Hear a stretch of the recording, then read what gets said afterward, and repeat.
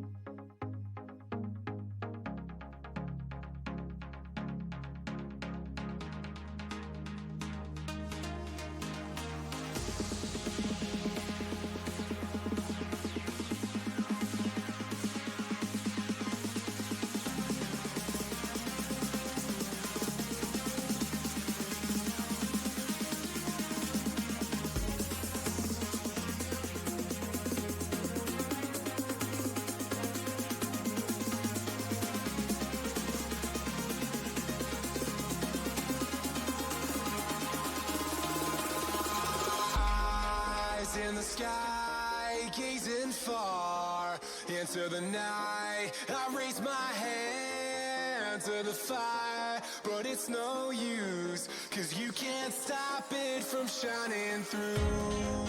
It's true, baby, let the light shine through.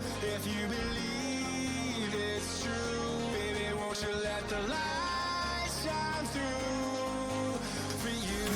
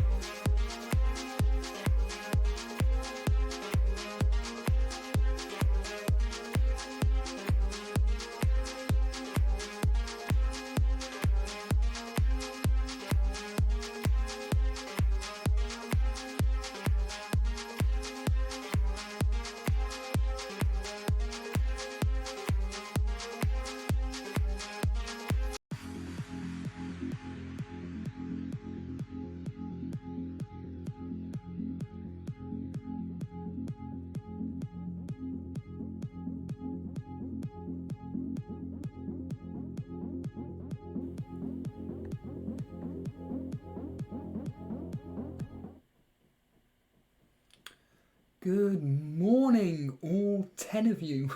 No, good morning. Welcome to this very early morning stream. It's not an early morning stream whatsoever. In answer to Vish's question, which is what time is it at the moment? Well, in the UK, as Gavin Gould has just said, it's 6:40 in the morning.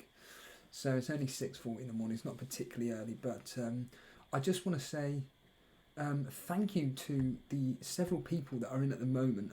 Our man Dylan, I'd love to get you on live on the show. You know what to do. Get on the Discord and get in that waiting room, because I really do want to chat to you, because the last conversation we had was abruptly ended, unfortunately. But if you want to come live on air, by all means, please do. Good morning, Vish, Nasty Balls, Gavin Gould, Coolio 2 Foots, morning to you. And that's about it. There's just, like I said, there's only a few of you here, and let's get the conversation started, shall we? I mean, before we start, I just want to say that this is, 8 hours after the community wildcard team stream happened last night. And I just want to say, from myself, thank you to Phil, who stepped in for me as co-host with Jason. Essentially, I pretty much suffer from insomnia, and unfortunately, I work a very physical job. The fact that I go to the gym, and let's be brutally honest here, I do heavy weights, which means that you combine the two, and essentially my body is in exhaust mode. I work very unsocial hours, and basically once I got home yesterday, myself and Jason were discussing some Elite FPL merchandise ideas, which will be revealed on Thursday, so stay tuned for Thursday. But the second he hung up, I knew that I was going to go to bed. I was like, not a problem at all, I'll go to bed, I'll sleep for an hour. Went to bed, slept for an hour. The alarm went off, and I was just like, oh, I just can't be bothered. Hit the snooze button.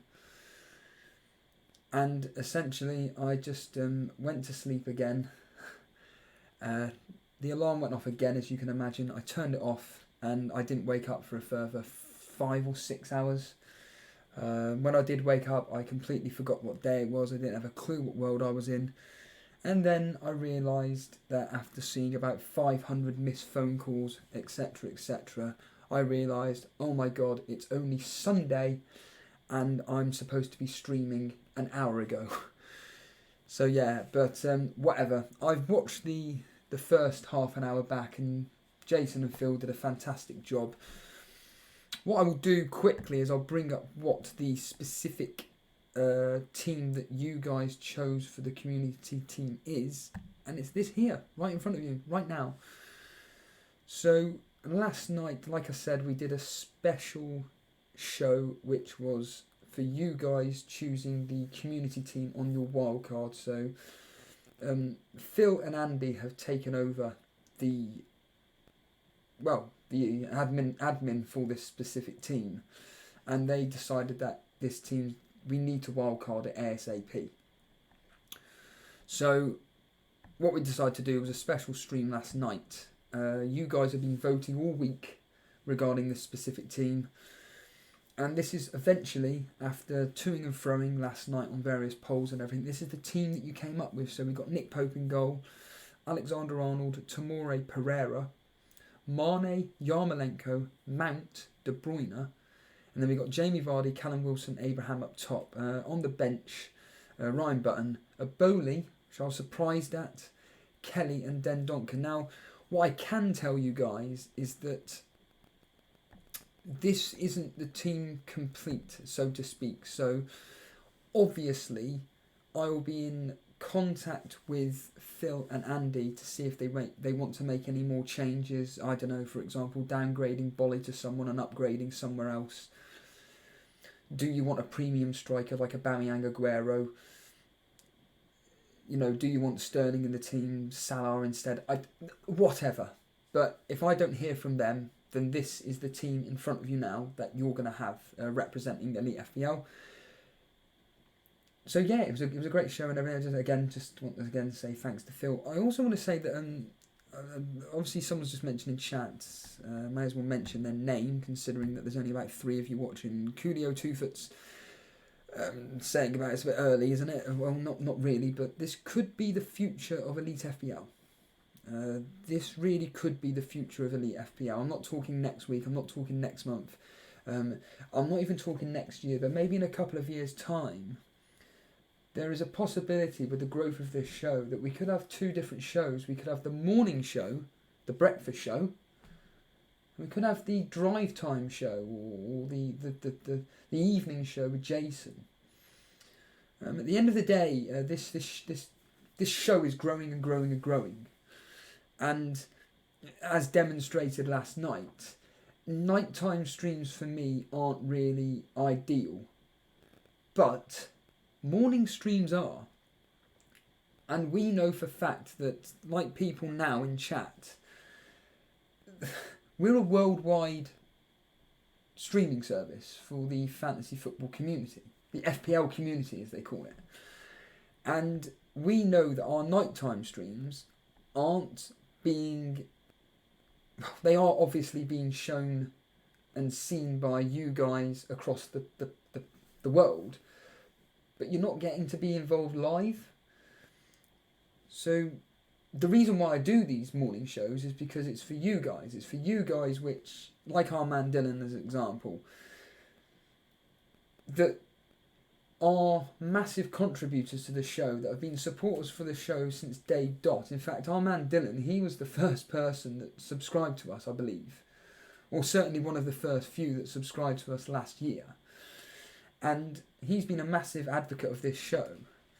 And simply put, these people don't get an opportunity to watch us live or participate live. So logic dictates that why don't we do a morning show? Well, of me and Jason, I'm the only one that can do morning shows.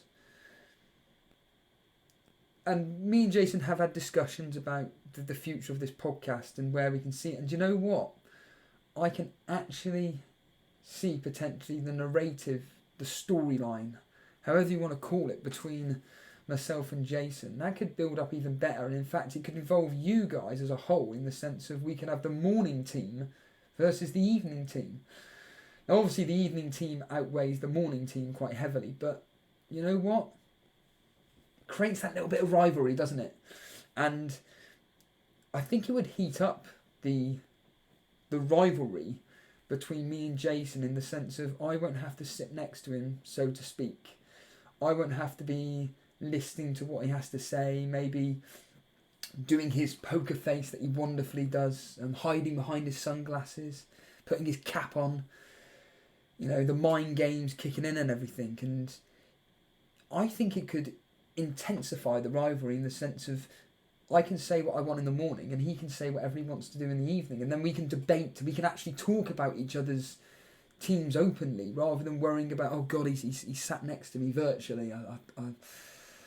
Even though we are more than happy to say what we want to say,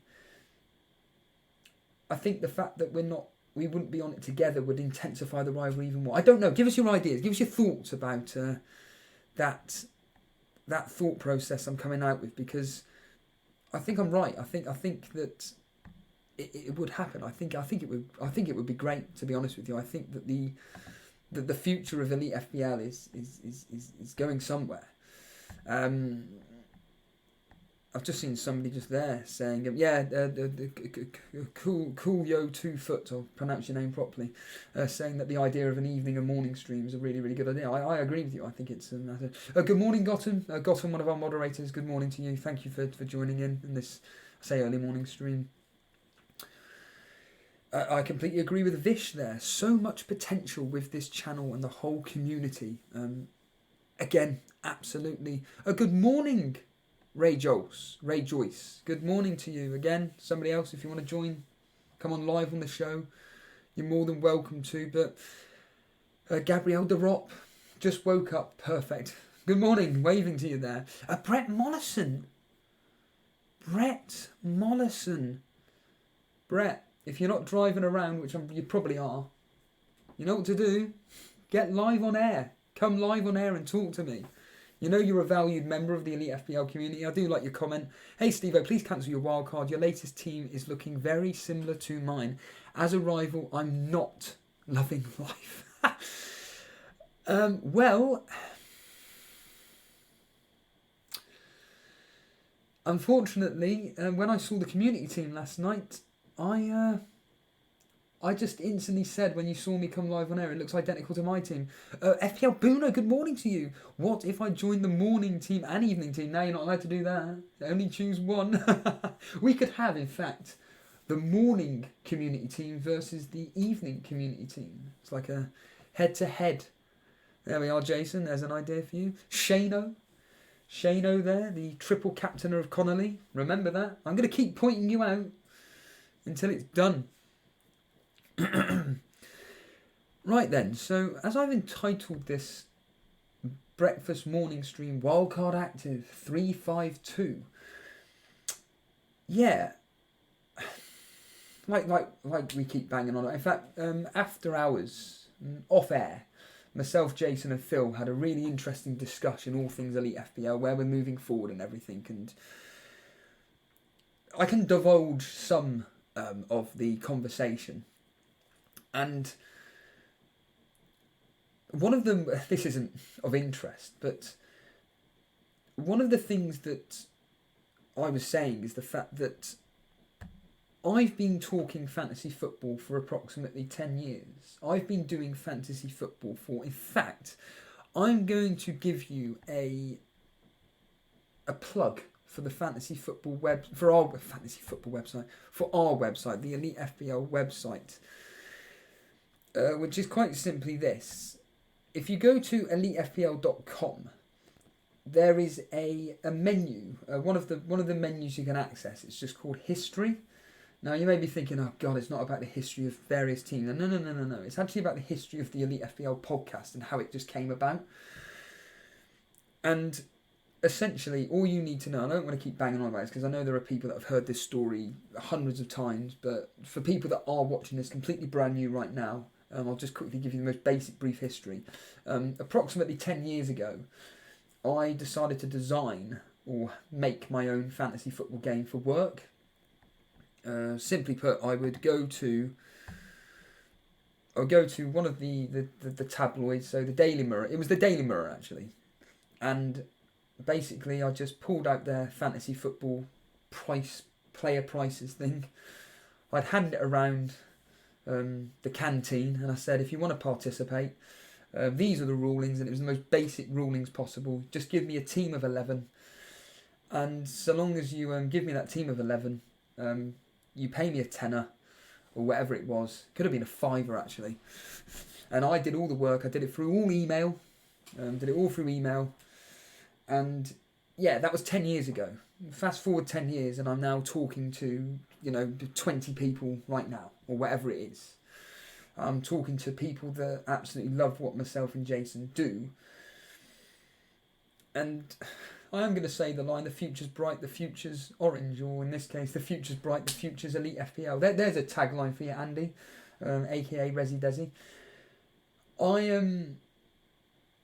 I keep banging on about this. I keep banging on about the fact that fantasy football is, I'm not going to lie, it's a big part of my life. Now, no matter how rubbish I am this year or any year at fantasy football, I just enjoy it. I enjoy it for the camaraderie it brings, just the fun factor. And I think FPL Booner in chat right now would agree with me that I think people like us, we're losing the fun of this game. I think that, I'm not going to lie, I think we're all taking it too seriously. I was listening to a podcast the other day, yesterday, there we are, there's your insomnia. I was listening to a podcast yesterday, and essentially they were just basically saying that it's only game week, well, we're coming up to game week 9, but we only had 8 game weeks. And I'm thinking to myself, you're right. You're absolutely right. And they were banging on about differentials and why on earth you would have differentials, stick to template. And there was a question asked and it was all logical, like, for example, but there's too many players that fit the template that everybody has, and the fact that they're so cheap. Examples being Tamori, Mason Mount as 2 prime examples. Scientiu, another one. They're very, very cheap, and they're playing in teams that are performing really, really well this year. And I'm just sat, well, I'm working away and I'm listening to this. I'm just like, yeah, you're completely right. I completely agree with everything you're saying. There's nothing I can disagree with. So I was just then thinking to myself, you know what? And then they made the point about having fun and everything, and people, it's like I said, it's just game week 8, and we're all panicking at the moment. Like, why aren't I number 1 in my mini league? Why aren't I doing so? Oh, my hands up. I am somebody like that. I do think to myself, I'm doing rubbish this year, but all the factors have been taken out of my hands. It's just been bad unfortunate captaincy choices in my case. You can watch it all live. You know what I've done this year. You know exactly where my captaincy decisions have failed, why they failed, why I haven't listened to my own advice, and so on and so forth. And I mean, there we are, straight away. This comment here by Gotham saying that it's very, very early, still loads have played their chips, exactly. FPL Boona making the point, there's still 30 game weeks to go. Exactly, 30 game weeks to go. And there are people like me that are just going into panic mode, so to speak. Like, why aren't I doing well? Why aren't I doing well? So I'm going back to what I was saying about me, Phil and Jason having a conversation afterwards, is that the fantasy football is a big part of my life. And I just keep, not literally thinking about it every day, but because you're a host, or I'm a host, a co-host, whatever, of a show that people enjoy, you are thinking about it all the time. And I just love talking. I just love talking about it. You know this. You know that I could literally talk for 3 hours straight and not talk to anybody, so to speak, live on air. I've done it before. In fact, I did it, what was it, 2 weeks ago, Soccer Saturday. I did it on my mobile phone. I just spoke for 2 hours, 40 minutes. Yes, I was interacting with you guys on the chat. I couldn't get Discord up or anything, and it was just me chatting. And yeah, I was just thinking when I was listening to this community team and everything, and 3-4-3 formation, 3-5-2, and I was just thinking 3-5-2. What could I do with a 3-5-2 formation with these specific, like with those specific players taken out? So for people listening on audio, the players that I've taken out. So my actual wildcard team is, I'm only going to go for the core 11. I'm not going to talk about the subs apart from one, and you'll understand why. But the core 11 are Matt Ryan, Pereira, Alexander-Arnold, Bowley, Hudson-Odoi, Mane, De Bruyne, Mount, and then I've got Saka as the 4th cheap midfielder, but that's why I've mentioned him because I don't want him. And then Aubameyang, Vardy and Abraham. That's a 3-4-3. But I've removed 4 players, which is Hudson-Odoi, Mane, Saka and Aubameyang, to maybe fit a 3-5-2 formation. Now, the 2 strikers that I'm seriously considering as a front 2 as of now, and it's kind of like a toss of the coin really, between Vardy and Callum Wilson. Now at the moment, obviously I've got Vardy. And to be honest with you, the more and more I listen to people, like on last night's show, the more I think to myself, let's just stick with Vardy. Let's just calm ourselves down. Forget your bias towards him about how much you hated him last season. At the end of the day, if we just quickly bring up, I don't want to keep banging on about this, but let's just bring up his history this season. But he's got 5 goals and 1 assist. Admittedly, 4 of those goals have been doubles against Newcastle at home. He got 2 goals, and Bournemouth at home. He got 2 goals. And the other goal came away at Sheffield United. Their fixture list is just ridiculous. But based on that basic information, is he a home player rather than an away player? Who knows? But as you can see up on screen now, their fixture list is is just green, green, green. I mean, throwing an Arsenal at home, nah. You know, whatever you can take as a pinch of salt because their defence is an absolute load of pants despite keeping a clean sheet against Bournemouth of all teams, but whatever. So I think a front two of Abraham and Vardy could be viable. There's no talk about it, it's a fact. Lacazette is back training, he's fit. He's going to come into the team. We all know where Lacazette fits into the Arsenal team. Essentially, he just goes up front and Aubameyang's pushed out to the wing or to the left-hand side of a three.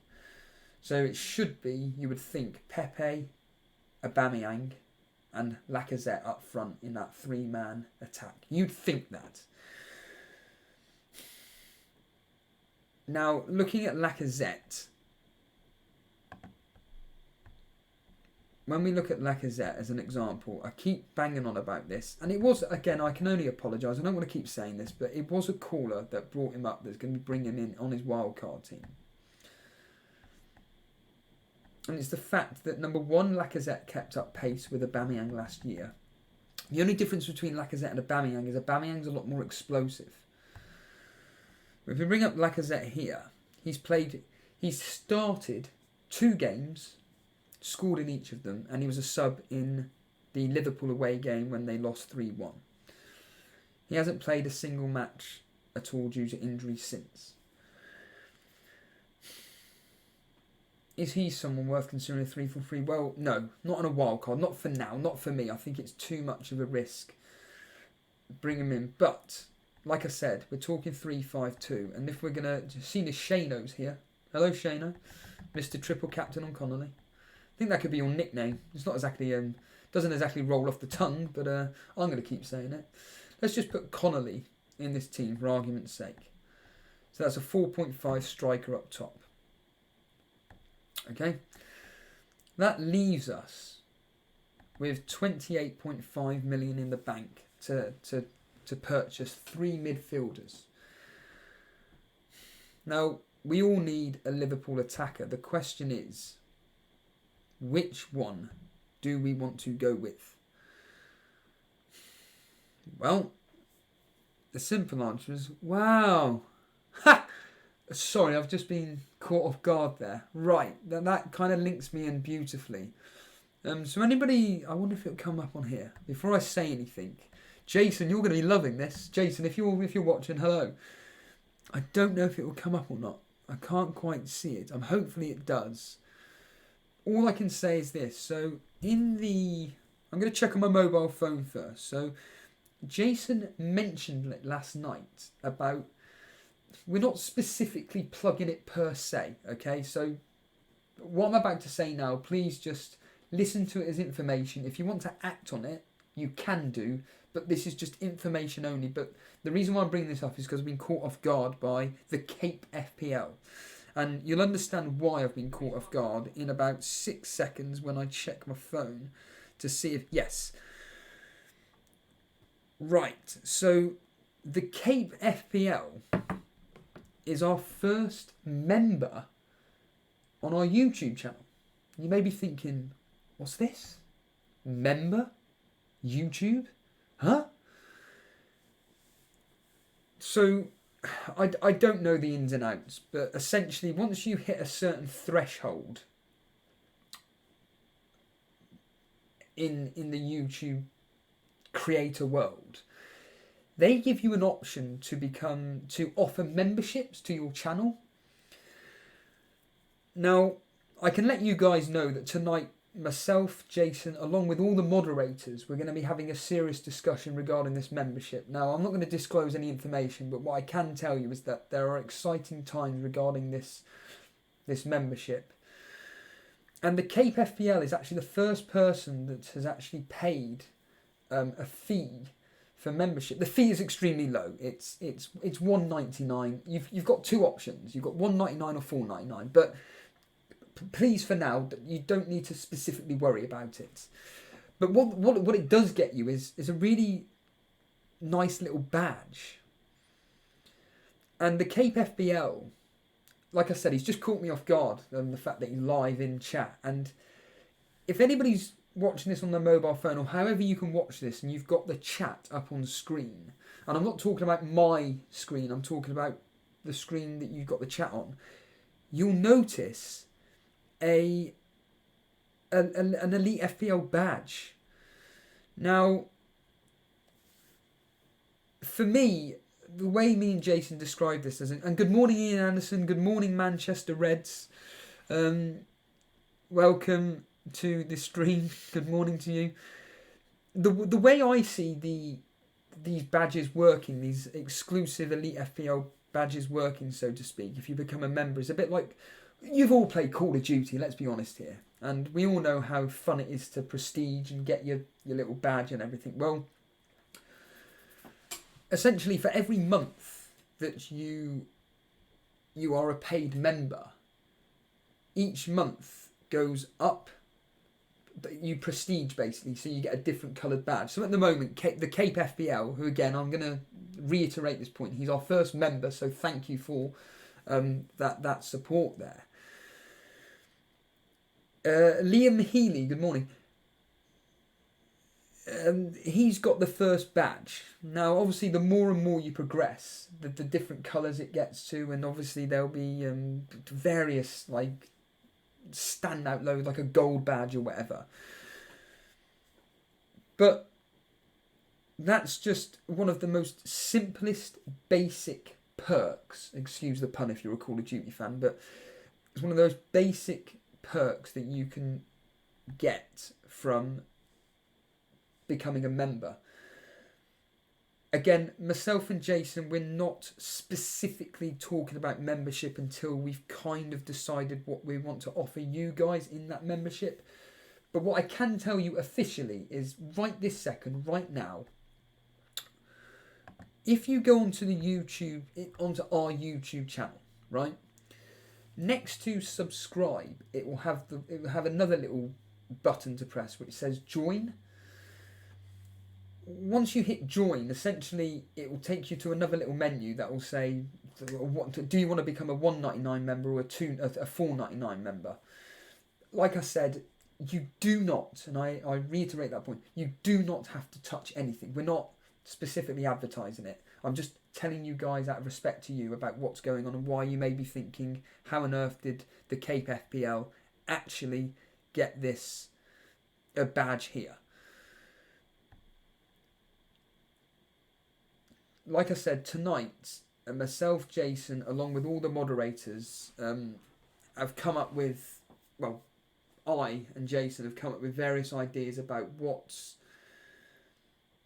an incentive for you guys to become a member of our show. Now, from an exclusive point of view, again, I'm not going to disclose any information because I don't want to be getting your hopes up about what we're doing. But from my personal perspective, I'm a massive podcast follower of various subject matters, whether it's football, fantasy football, a wrestling, a Joe Rogan. I am going to say this. Elite FPL is the Joe Rogan, so to speak, of FPL content creators, in the sense of the length of time that we do this. So obviously Joe Rogan, he does podcasts for like 2.5, 3.5 hours long. That's what we do. I am not comparing us to Joe Rogan. I'm just paralleling us alongside him in the sense of we go on for a very, very long time. The point being is that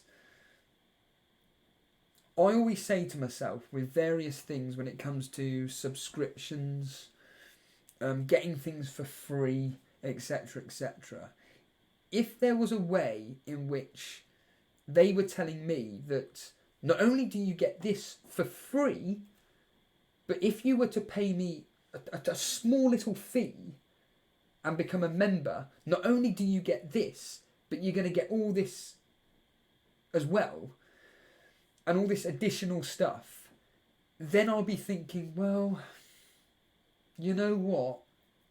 It's worth it. I'll give you a simple example, right? And I know there are some wrestling fans out there, but it's the most simplest model possible. I'll give you, in fact, do you know what? I'll give you 3 examples of one model, a model that works really, really well, and I'll give you 2 that are rubbish. And ironically, I'm on one of them. So, the 2 that are rubbish rubbish is a bit of a strong word, but one of them is YouTube. And what I mean by that is this.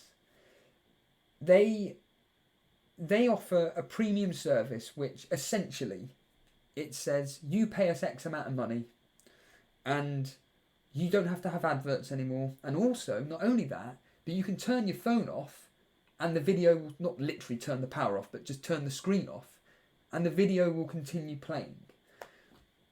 That is an incentive. I couldn't care less. Another thing that I think YouTube are really bad at is the whole subscription thing, in the sense of the issue, and I'm fully aware that YouTube are trying to appeal, and along with the other brand that I'm about to mention, but essentially YouTube, I understand that they have to appeal to the mass market, so anybody. But I would say a lot of people on YouTube specifically go on there to watch specific channels. Now, obviously, what's good about YouTube is that if you watch a specific type of video, it will then come up with recommended to you is X, Y, and Z, and you could be introduced to various other channels. I fully appreciate that. But what I would suggest YouTube do, and not that this conversation is going to go anywhere and they're not going to listen to anything I have to say, but what makes sense is that if the recommended to you just vanished, so to speak, or if, for example, the only way you get to see the videos that you want to see is if you subscribe to that channel, because there are a lot of channels that I personally watch. Do I subscribe to them? No. Why not, Steve-O? You like their stuff. Yeah, but it just comes up to recommended to you or recently uploaded because it's automatically there. I don't subscribe to them and I still watch their content on a daily basis. And why would I subscribe? Well, the reasoning as to why I subscribe to any channel is because if the content that the channel that you're watching produces on a regular basis is up to the same standards as the previous video, at that point I go, you know what? I want to show my support. I'll hit the subscribe button. But there are some channels that I watch where I'm just like, this video's rubbish. Yeah, you're not keeping up with the continuity and the quality of your previous video. And then I don't watch for a while. I know it sounds really, really weird, but that's just me. So that's my issue with the YouTube model, is that there's no incentive to subscribe. There's no incentive to me to buy a premium package whatsoever. That's just my opinion. You know, in fact, I wonder if anybody here in chat has actually got an opinion on anything. I mean, Gotham saying the Joe Rogan of the FPL podcast. Yeah, Vish saying this is actually like the Joe Rogan of the FPL shows. Thank you for that. Thank you, the Cape FPL, making the point that your channel is unique in that you stream during live games. Yeah, I completely agree with you, and I think one of the thing that I like to do is I want to make Soccer Saturday, Elite FPL Saturday. We're trying to rebrand it possibly, but we want to make that the essentially the unique selling point of this stream, because no one else does it. I mean, straight away, Bob Day saying I'd never buy YouTube Premium. But if there was an incentive as to buying it, you probably would. And, I mean, Nasty Balls is making the point that I need that badge. Well, again, I don't want to be promoting it per se, but you could do what the Cape FPL does and just hit that membership.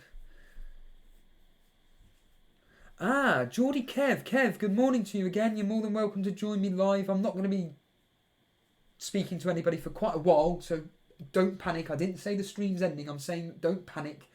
I'm just not talking to anybody on Discord for now.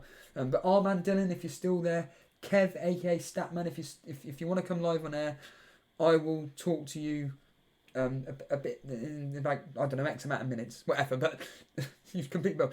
I mean, Kev making the point here. Steve-O, the biggest appeal of YouTube Premium for me is being able to download unlimited amounts of stuff. And also to be able to watch offline, etc. Again, for me personally, it's not an incentive. Again, that's from my point of view. But for you, as you've just mentioned here, you don't realise the price of data in New Zealand. Well, from my point of view, whenever I watch YouTube, or sorry, more to the point, I only listen to YouTube. And listen or watch YouTube. Listen to YouTube. It's at work or when I'm doing my walks around London. And simply put, I've got unlimited data. So I don't have an issue with that. But clearly, there's an advantage to you, for you, so you do it. But yeah, that's my beef with YouTube Premium service. There are obviously people that use it, like Kev here, that enjoy it. But from my point of view, there's just no incentive to buy it. That's that model. The other model, and this is the interesting one, and again, it'd be interesting to hear people's thoughts on this. I'm a massive music fan. In fact, specifically it's Spotify, the model I'm talking about, and also my genre of music being death metal. And just Clement LaRue, again, one of our one of our early supporters. Can you please give us some more info on the two packages, please? Again, there's no real direct information I can give you other than these packages are available. But what I can say is that the expensive one, all I can tell you is this. Specifically right now, there is a $1.99 package and there's a $4.99 package. But as I keep saying, I would just hold off. You're more than welcome, by all means, joining.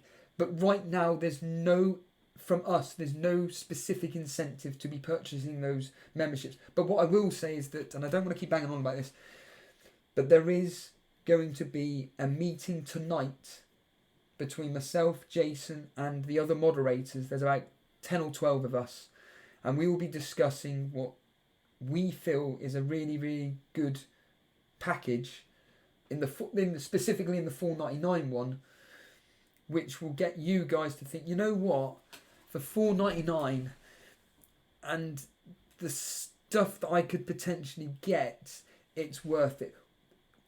Essentially, what we're saying is that we want to give something back to you guys. And you could be thinking, well, who the hell do you think you are charging? It's not about charging. It's the fact that, ironically, myself and Jason get so many people messaging us, people in chat right now, saying that your channel is amazing, it's brilliant, I wish you could be doing this every day. How can we get you guys doing this on a regular basis? I remember Kev. I remember in the I nearly swore then. In the pre-season, I remember you saying something along the lines of, I would love to be able to support this show in some way for you to be able to make this almost a full-time profession. And obviously, myself and Jason are full-time workers in the jobs that we do. We cannot give up any time to our jobs because they're the things that pay our bills. And for us to be able to, number one, and not only cut back, but number two, be able to essentially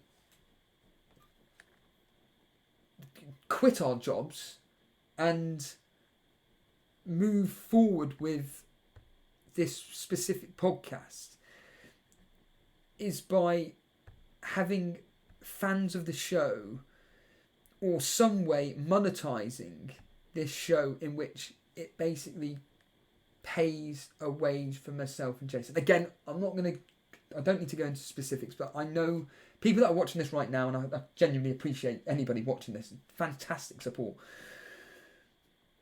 I don't need to go into specifics, but I know where you guys are coming from. But it's things like the membership which will help us along that way, reaching that goal. And I will say this bit out loud, and I'm going to gauge the reaction to this bit. And I know that people are, instantly reacting live to what I'm saying.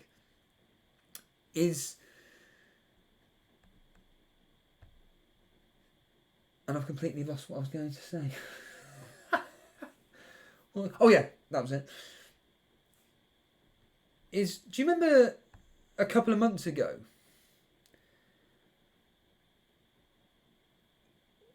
Jason said this line, and the Cape FPL, I've been listening to you guys since I started my fantasy football debut season. I'm assuming you mean this season. It's got to be this season. The perks don't bother me. I just want you guys to do well. And it's sentiments like that which... It's fantastic to hear. I'm sure Jason, if you are listening, what the Cape FPL... From Jason as well. I represent Jason as well. Obviously, I have my own opinions on things. But when it comes to Elite FPL, me and Jason are going in exactly the same direction. But... Jason made a point a couple of months ago that, and it'd be interesting to see what you guys say in the chat, which is, he mentioned this point that, well, you never know, and he said it tongue-in-cheek, but when he said it, I was like, because I wasn't actually with him, he was doing it a solo, but when I listened to it, I was like, you joke, Jason, but he said about, well, I think he was actually responding to Phil, actually. He said... Well, you can come back to us in a couple of years' time. In a couple of years' time, when we're doing this from a studio. My ears perked up then.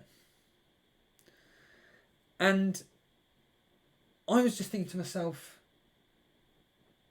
Jason's kind of saying this tongue-in-cheek, but actually, this show is essentially a radio show. And... thank you, Ian Anderson, for the kind comment there. But we all enjoy the content of this community, and it's a way of improving the show and giving something back to the community that gives donations via super chat. I'll be signing up soon. Thank you for that comment there, Ian. And by the way, I'm not going to be drinking out of a tippy tappy, whatever it's flaming called, thing. But yeah. So essentially. When you mentioned about the studio, and I'm going to continue with that point in a minute. Bob Dave, you've mentioned that twice now, growing the show. So you said about it can happen if there are more views.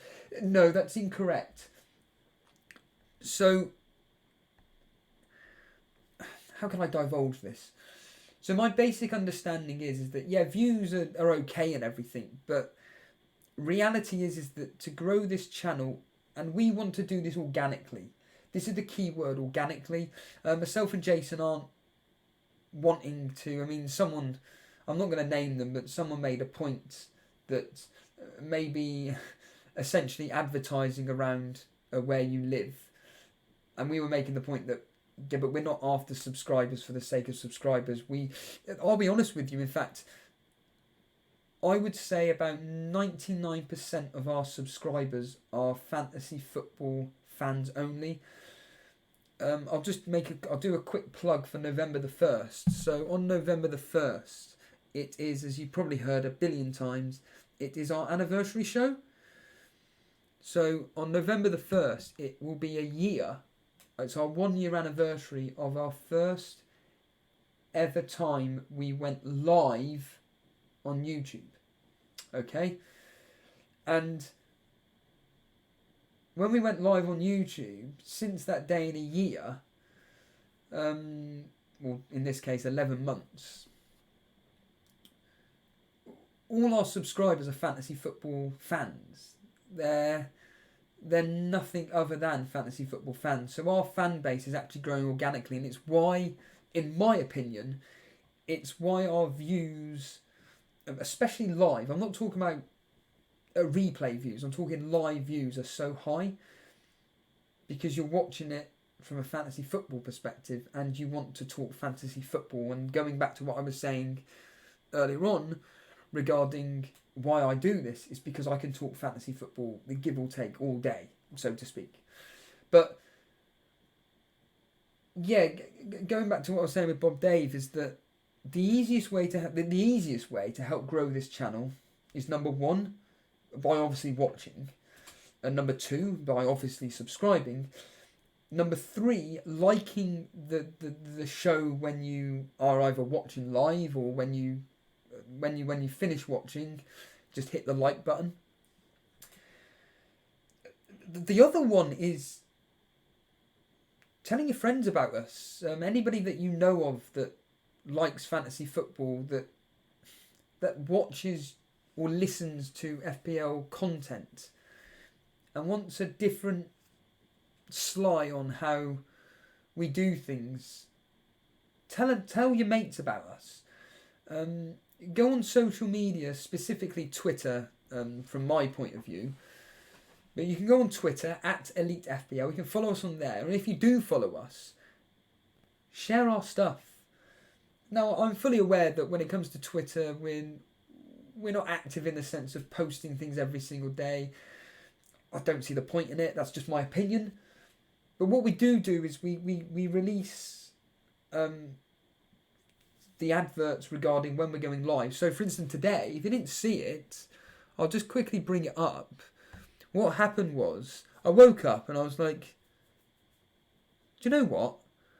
I want to, there we are. I want to do a live stream. I just fancy doing a live stream. And this is what I posted. It's the most basic post possible. I just post up a picture of this. That's it. And all it is a picture of my laptop and my setup and everything. And I'll just give you a sneaky wink. You all know what's coming. And I just immediately put it in the Discord. And essentially I'm just saying I'm going live in a few minutes' time. Get involved. And all you've got to do then is all you got to do then is retweet or whatever. But also, we also put up funny videos. So we've got a regular in our Discord. And talking of Discord, the link is in the description. So to come live on air, and like I said, we will get some callers on at some point.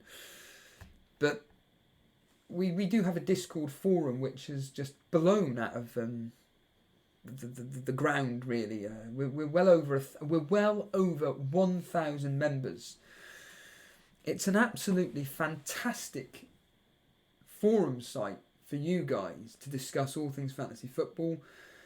Phil, who was on last night's show, and yeah, he's one of our moderators, but he has been a fan of the show since day dot, basically. But we asked Phil about what he personally feels is, for him, his favourite bit about Discord. He simply said this: it's the hangouts. It's being able to talk to people, essentially like a phone call, but not just with one person, not just with two, not just with three, but with like 10 people. There'll be 10 of you, if not more, in the hangouts, just chatting with each other. And he says that's, for him, one of the biggest perks about using the Discord. Obviously, the other perk is you'll be able to come live on air with myself and Jason. But yeah, one of the members of Discord is SMZ, and he just edits together some funny videos, just having a bit of a laugh at mine and Jason's expense. I do the odd funny video as well, regarding, just essentially it's just mess ups or just botched jobs, as they say in the world of wrestling, and we just edit something together. And it's just a bit of fun. That's all we use Twitter for. We don't, like I say, the key thing with our show is that we're not, I don't want to keep banging on about this, we're not a tip site. We're just two guys that want to talk things fantasy football and how we take a cash mini league seriously. And obviously you guys are part of that Cash Mini League. Well, 97 of you anyway are part of that 96 if you exclude Jason as well. So 96 members of the community are part of the Cash Mini League that we take very, very seriously, because obviously there's money at stake. But yeah, so going back to what I'm going on about regarding supporting our show by helping us grow is sharing our content on Twitter, Instagram. Former co-host Dan, he is in charge of our Twitter account, Instagram account. So if you have any ideas or you want to do any collaborations with Dan, message him. He's the one in charge of our Instagram. Me and Jason have nothing to do with the Instagram whatsoever. So whatever's posted on Instagram, if you're an Instagram user, whatever you guys are using, however you use it, Dan's the one in charge of that. So if you've got any ideas, by all means message him. Everything's all at Elite FPL. Again, the easiest way to support the show is by sharing.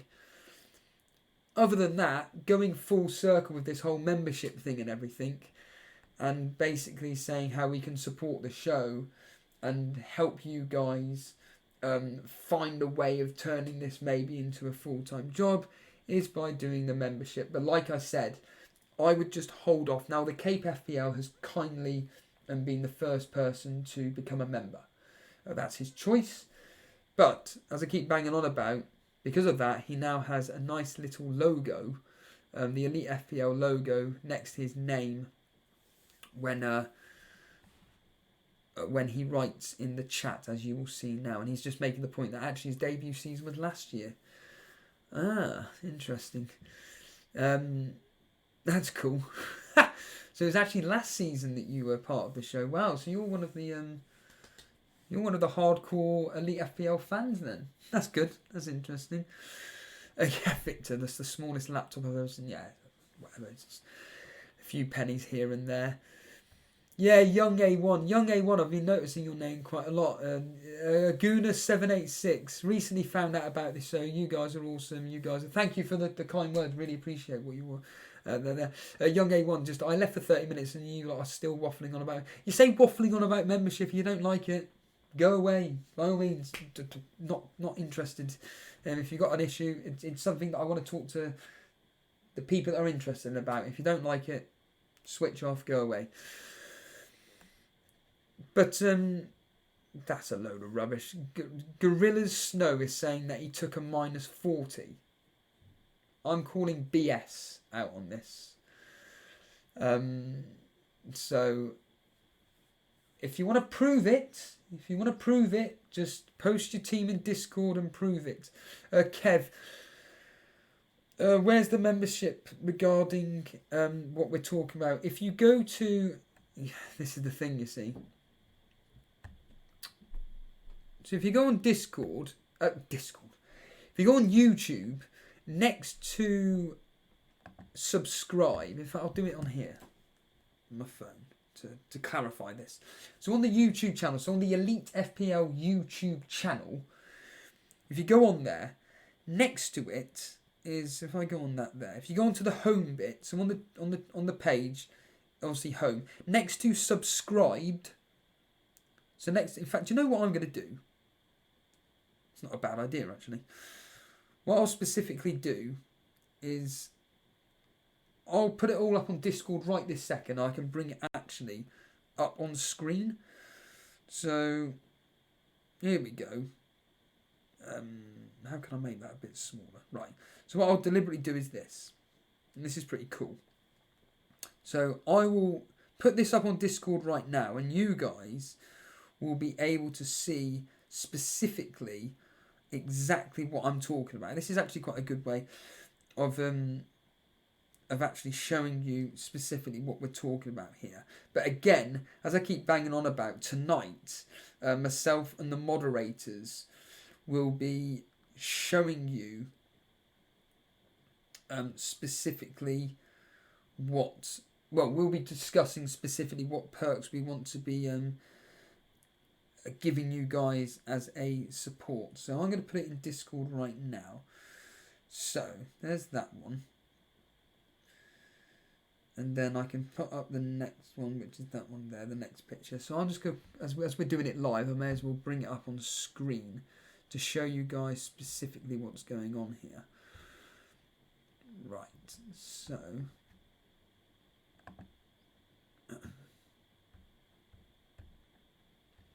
right, so up on screen now, if you see up on screen now, it says subscribed, whatever. Next to it, it says join. So on screen now is how to access the members bit. Again, I'm not telling you to do anything. This is just giving you information, because right now it's in the very, very, very, very, very early stages of development. So this is just being given to us by YouTube, essentially for all our hard work that myself and Jason have been doing, and for you guys supporting this show. We've been given this option, so we're discussing ideas about specifically how to do this. And then once you get into that bit there, what you can do is basically, the next bit is it will come up with a screen which will give you two options. The first one being this one here, which is, as it's put, it's the grassroots version. Now, the grassroots version is $1.99, and as it states here, you get a loyalty badge as... Good. I'm gonna call that individual out. Young A1. Let's activate a wildcard and leave a pointless stream. You've distracted it. Oh, got him. I wanted to read it. Essentially, saying that he doesn't like the fact that we're promoting this.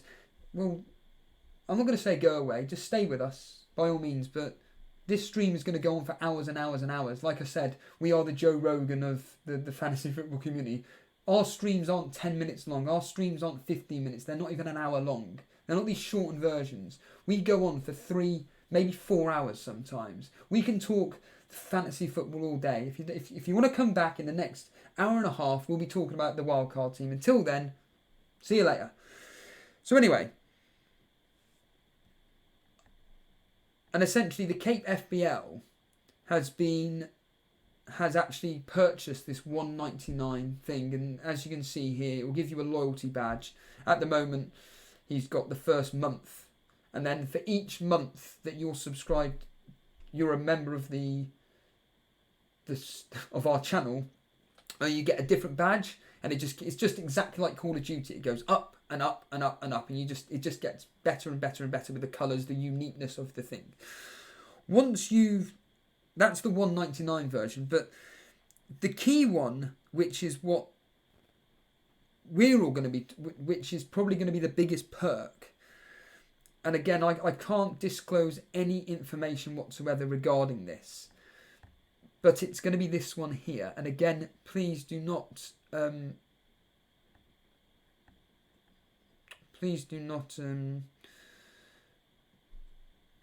have I done here? I've stupidly gone and brilliant. Oh man, let me load up Discord again.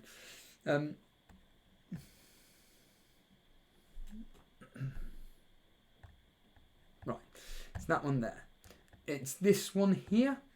It is for the $4.99 version. There we are. Right, done. Please, please, please, please, please, please, please do not read any of that. You don't need to intake any of this information whatsoever. However, what I can tell you is that there are big things that are going to be happening specifically with the $4.99 membership, but I cannot disclose any information whatsoever. It says Members Mini League there. Please, that was just something that Jason brought up straight away. It was just something to activate the membership. So please do not read anything as read there. But what I can say is that for now, if you want to become a member, again, this is completely your choice. The $1.99 one is probably the one which is going to stay the same. And again, I don't want to keep banging on about it, but you get a loyalty badge where when you're in the chat, and the Cape FPL is the first person to demonstrate this, I mean, yeah, there's Fantasy Football Focus. Good morning to you. This is for loyal people that want to stand out from the crowd in their regular chat. You've hit the money on the head. You've hit the money on the head there.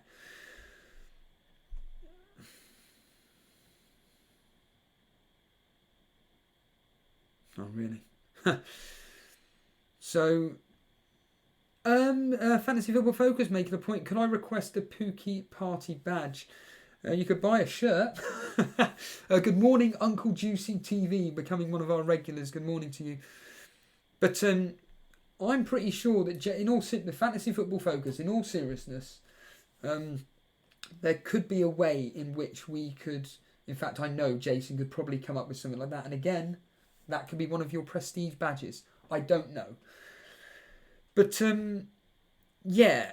Essentially, the badges will just get more and more. The more of a monthly subscriber you be, the more prestige you can buy. Oh, did he really? Oh, I didn't know that. Ian Anderson making the point, you can't buy a Pookie Train shirt now. Jason removed them. I didn't know that. Sorry, I'm surprised at that, but fair enough. Good morning to Sam21G. Shano.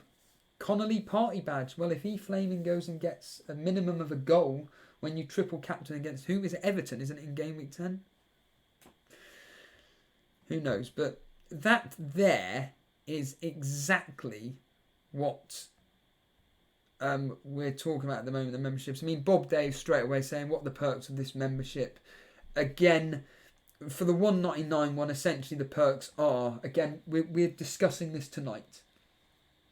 It is all about these badges which the Cape FPL is demonstrating in chat right now. It's the prestige badges, as I like to call them. And yeah, there we are. Custom emoji to use in live chat as well. You can use custom emojis, would you believe? And there's a lot of them in the Discord, I know that much. But yeah, they're the stages, as I'll quickly go through them again. So when you go on to YouTube, right there, next to the subscriber button, it will say join. You just hit join. It will come up with this menu here. And then it will either have the $1.99 a month, or it will have the, as I've just had just now, the $4.99 one, which is here. But again, please, I wouldn't advise anybody to be hitting the membership right now. All I can tell you is that we are going to be having a very, very big meeting tonight about what we can offer the fans regarding this specific membership, especially for the $4.99. But what I can tell you is that the ideas are coming thick and fast. In fact, Geordie Kev, thank you. Kev, aka Statman, thank you. You didn't have to do it, but he's become a member. So thank you, Kev, for signing up. Essentially, really, really appreciate this, and yeah, it's welcome to Playmaker. Yeah.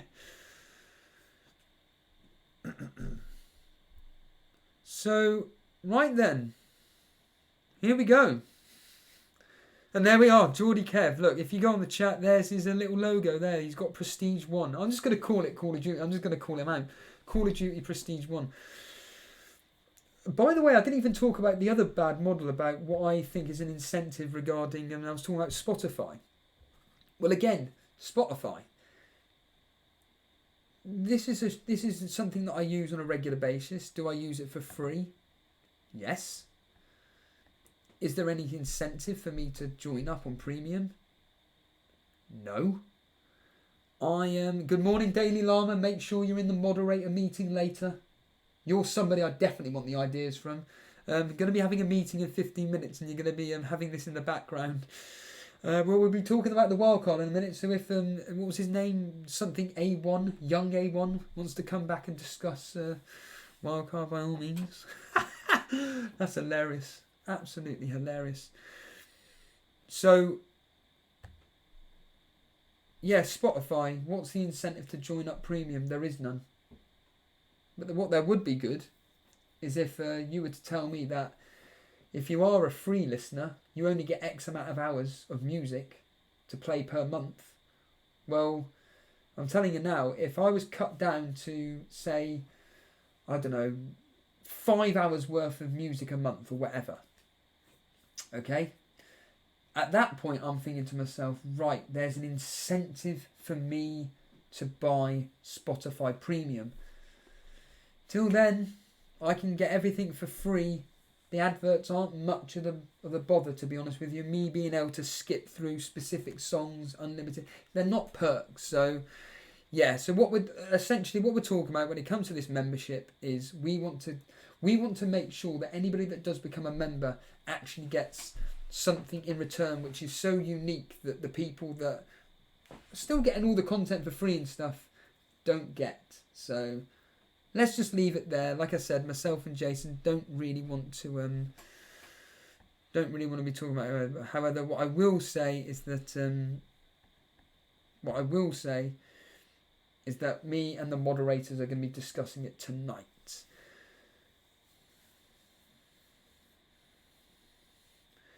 Gorilla Snow saying that he didn't take a -40, he took a -48.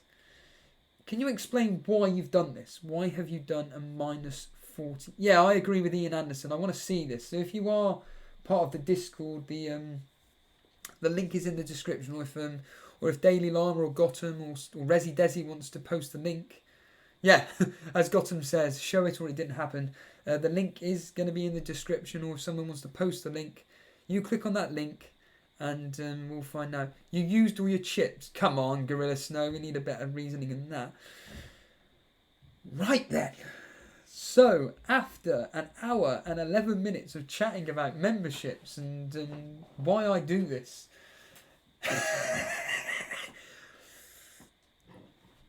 I can now talk about my wildcard. But what I'm going to do, have a quick drink.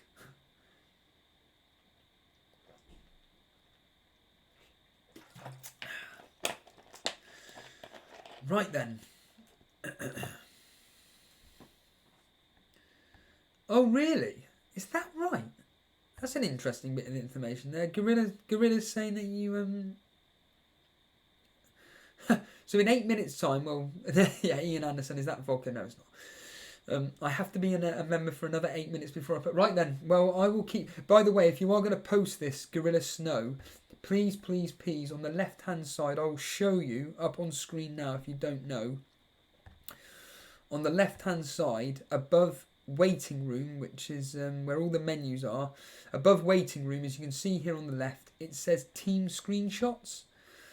So on the left-hand side, it says team screenshots. Please put it in there, okay? So please put that in there and... we will have your -48 team because I don't understand what on earth you have done here. And by the way, you could come live on air to discuss this. So, in fact, Kev, Arman, Dylan, if you're wanting to come live on air, get in the waiting room because I will now be more than happy to take phone calls and I'll be able to actually rest my voice. But up on screen is the potential 3-5-2 formation. And I've got 28.5 million to spend on 3 midfielders. Hudson-Odoi has got to be one of them. In a 3-5-2 this is. And then I've got 22.6 to spend. Well, let's just quickly put in Mane. And then I've got 11 million. Well, let's just quickly put in Sterling for argument's sake. Because it's like Jason said on the stream last night in the bit that I caught on the replay. Well, you know, you need Man City attacking coverage. There was another podcast that I listened to talking about how Sterling is one of the best players in the league. Oh, I'm 0.1 out from having Callum Wilson. Oh, that's unfortunate. Because you imagine, right, so essentially what I'm saying is, in a 3-5-2 formation, I could have Callum Wilson and Abraham up top, a midfield 5 of Hudson-Odoi, Mane, De Bruyne, Mount and Sterling, and then a back 3 of Pereira, Alexander-Arnold and Lundstrom. Now, and Bowley. Now then, there's been a lot of talk about Jimenez. There's been a lot of talk about Jimenez. People saying bring him in. You know, he could be not quite essential, but he could be the player to be getting in instead. He got 2 assists versus Man City. Get him in. I think it's mainly because of their fixtures. To be honest with you, their fixtures are looking they're looking fantastic. To be honest with you, I think their fixtures are looking really, really good. There we are. There's the fixtures there. Oh, and by the way, I forgot to give you the talking of memberships and benefits, etc., etc. I'll be honest with you. I think one of the better subscriptions to subscribe to that I've ever done, and it's worth every penny. I'm not going to lie. It's the WWE Network. They charge $9.99 a month, and for that you get every single pay-per-view. And you get every single back catalogue that they've ever done. And if you're a WWE fan... Now, me personally, I just unsubscribed because of my feelings towards WWE. And I just thought, I can't be dealing with this anymore. And I unsubscribed. But they've got their model, in my opinion, spot on with what they provide for their fans. I think they've gone a bit overboard with the content that they give. But... essentially, they've hit the nail on the head. But I've been discussing with Jason and regarding my thoughts about what we can offer our audience from a membership point of view. It wouldn't be along the lines of WWE subscribers, but there is this particular podcast, wrestling podcast, that I listen to.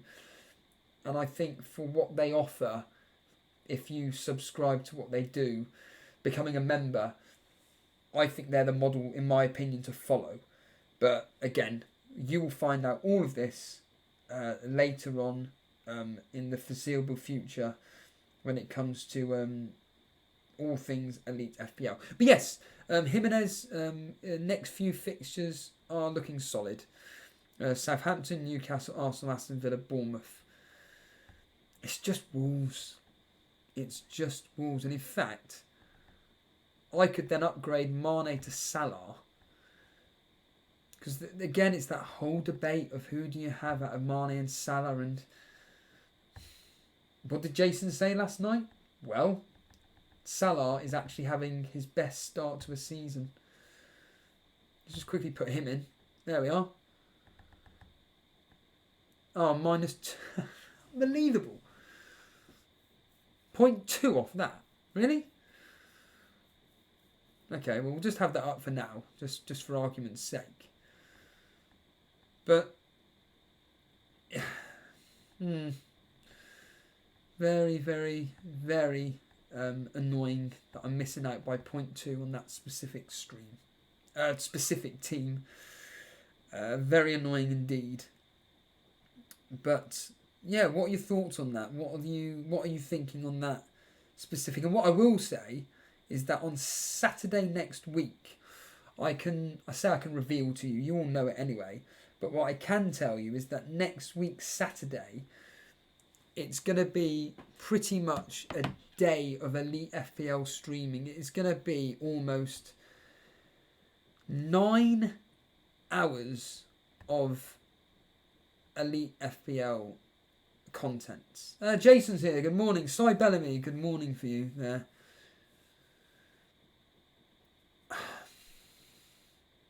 Yeah, the Cape FPL. I'm an old school WWF and WCW fan. The network is great for watching the Golden Age and the Attitude Era. I actually did a history lesson regarding Raw.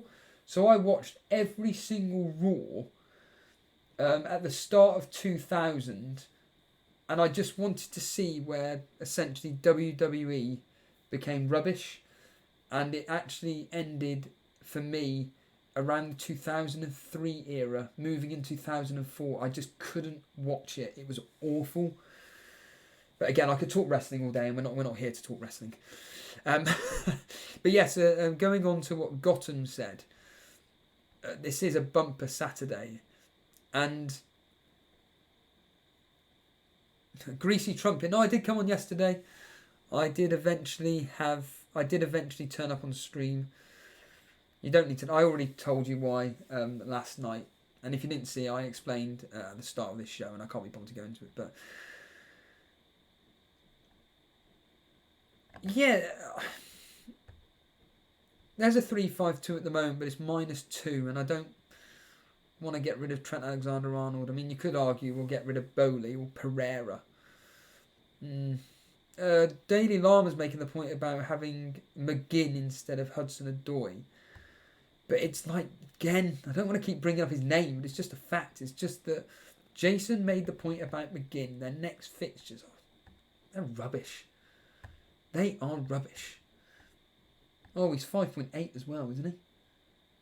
Yeah, I couldn't even get him again. But El Ghazi, who's actually performed from an FPL perspective better than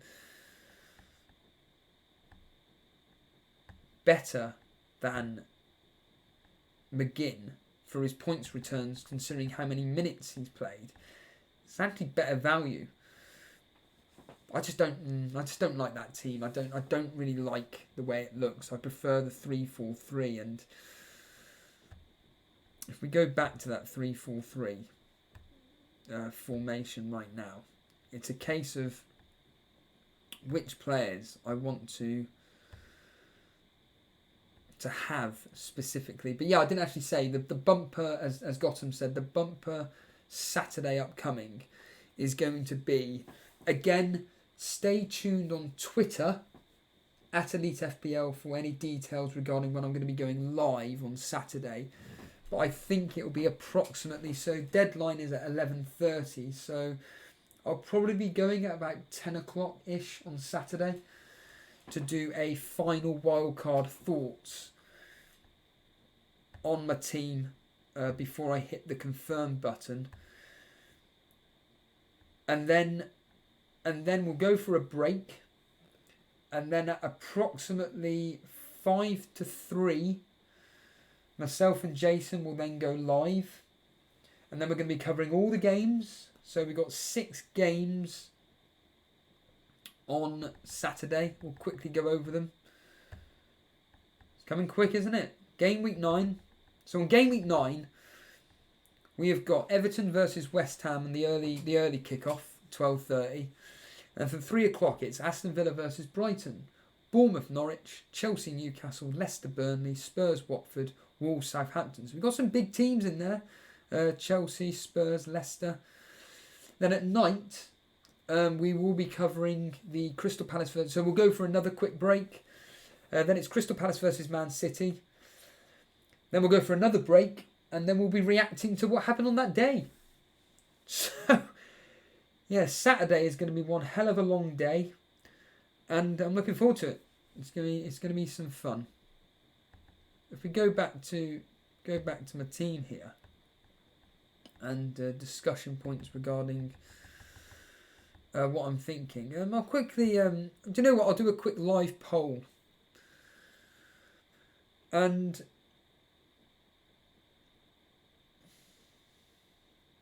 Guna786. Hey Steve, I saw episodes where you gave history stats. Is that on Saturdays? No, that's on our preview show. So Thursday... A bit of a surprise on Thursday. I don't want to give it away, but on Thursday, a bit of a surprise for everybody. So stay tuned for Thursday at 8 o'clock. So on Thursday, it's our preview show, and yes, so in answer to your question, Guna, that's when I come out with the history. And you know what? I highly recommend listening to those history statistics. In fact, Juggernauts, who is doing very, very well in our Elite FPL Cash Mini League, he's literally been captaining every single week what the history's been telling him to do. And in fact, you know what? I'll bring up his team. He is doing extremely well indeed in our Cash Mini League. And not just the Cash Mini League, but overall. He's 26,000th in the world, and every single week he came live on air and he's been captaining what the history has been telling him to do. Look at that, Mane. Captain Mane. And that's why he's, well, it's not specifically why he's 26,000 in the world, but that's one of the key factors getting your captaincy right. And He got the Mane one right, so well done to Juggernauts, and it is definitely worth listening to the history. And also, when I do the history, I always come up with a couple of statistics referring to that game, and frighteningly, one of two of the statistics actually comes true. I find it really weird. I mean, the most recent one that I can tell you about is Man City's record versus Wolves, and even Norwich. So the history, despite it going with an aggregate score outcome, the actual statistics that it was come out with, all the trivia, as you want, if you want to call it that, the trivia came out with basically saying that actually Man City versus Norwich isn't going to be a walkover, and within that specific fixture, they've been actually very tight games. And Man City, I think for the Norwich game, out of the 6 fixtures that they played, they'd only won 3 out of 6. And in the Wolves game, again, the same statistic. Actually, against Wolves, they struggled. And bizarrely, I mean, I find this absolutely mental. In the Norwich statistics and in the Wolves statistics, regarding Norwich, there were 2 0-0 draws. With Wolves, there were 2 0-0s. And in both those fixtures, what happened? Norwich won and Wolves won. So in 7 matches versus Norwich, so in total of 14 matches versus Norwich and Wolves, Man City have only won 6 times. It's just really weird. In fact, there was another weird one as well. It was Southampton versus Sheffield United. Or vice versa, whatever. It doesn't really matter. But in that specific fixture, of the last 6 fixtures, there's been 4 red cards. Well, the fixture that happened this season, what happened? There was a red card. So out of the last 7 fixtures, there's been 5 red cards. It's just so weird how these mini bits of trivia seem to come back and haunt these particular teams, I suppose. But I'm going to do a quick poll for anybody watching this live right now. And again, Nasu, who does the history suggest for this game week? Tune in on Thursday is what I'll say. The Cape FPL, I watched the first 2 AEW episodes. Oh, don't get me started. They were brilliant. I've got my own opinion on AEW, what they could improve on. Specifically, I think maybe give the wrestlers a bit more promo time. Maybe for people like me who don't know many of the wrestlers, maybe I want to get to know them a bit more. But I want to say that AEW has been absolutely... The first 2 episodes have been stunning. They've been absolutely fantastic. But I just want a bit more promo time regarding their particular players. Right then, here's something for everybody to listen to. I wanted to do a quick poll vote, but I think this is more important once I find... Because we have something special for you guys to look at, which for me is very, very interesting indeed, although I can't actually...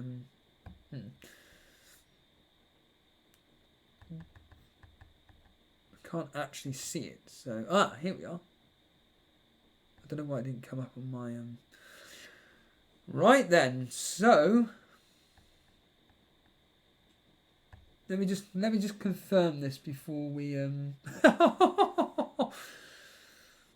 He's telling the truth. Right, okay. Right then, everybody. We have...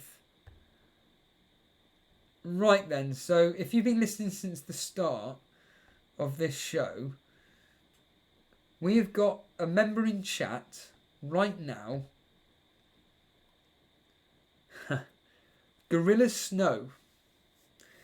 Gorilla Snow at the start of this stream said he did a -40 and then he had to correct himself and he said, no, sorry, I've done a -48. And we all called him out like a load of rubbish. Morning, FPL Penguin. Morning. And I'm going to bring it up on screen. This is what I'm going to be showing you. Here we go. So, Gorilla Snow, this is your -48 team. Now, if you can come live on air, that would be fantastic. You just need to go into the waiting room. Obviously, you need to make sure you've got a mic, not a microphone per se, but just... So for people listening in on audio, Gorilla Snow has done a -48, and this is what his team is right now. Wow. Pope, Chilwell, David Luiz, Alexander-Arnold, Saka, Mount, De Bruyne, Hudson-Odoi. Are you copying me? Hudson-Odoi, and then he's gone with triple A in Abraham, Aubameyang, Aguero. How can you afford this? Well, you've done it. Oh, because you haven't got a premium midfielder, that's why. Of course. And then a bench of Button, Traore, Bowley and Lundstrom. That's a -48.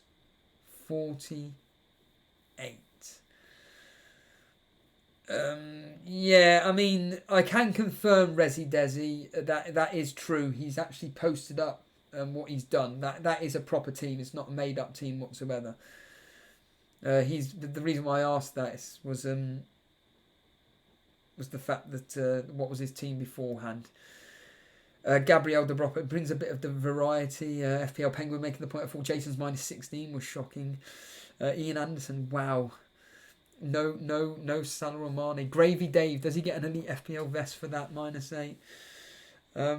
Gorilla Snow, he's saying that this is my team till December. I mean, Kev making the point there. It's a pretty good team. It is. I'm not going to lie. It is. Yeah. Nasu making the point.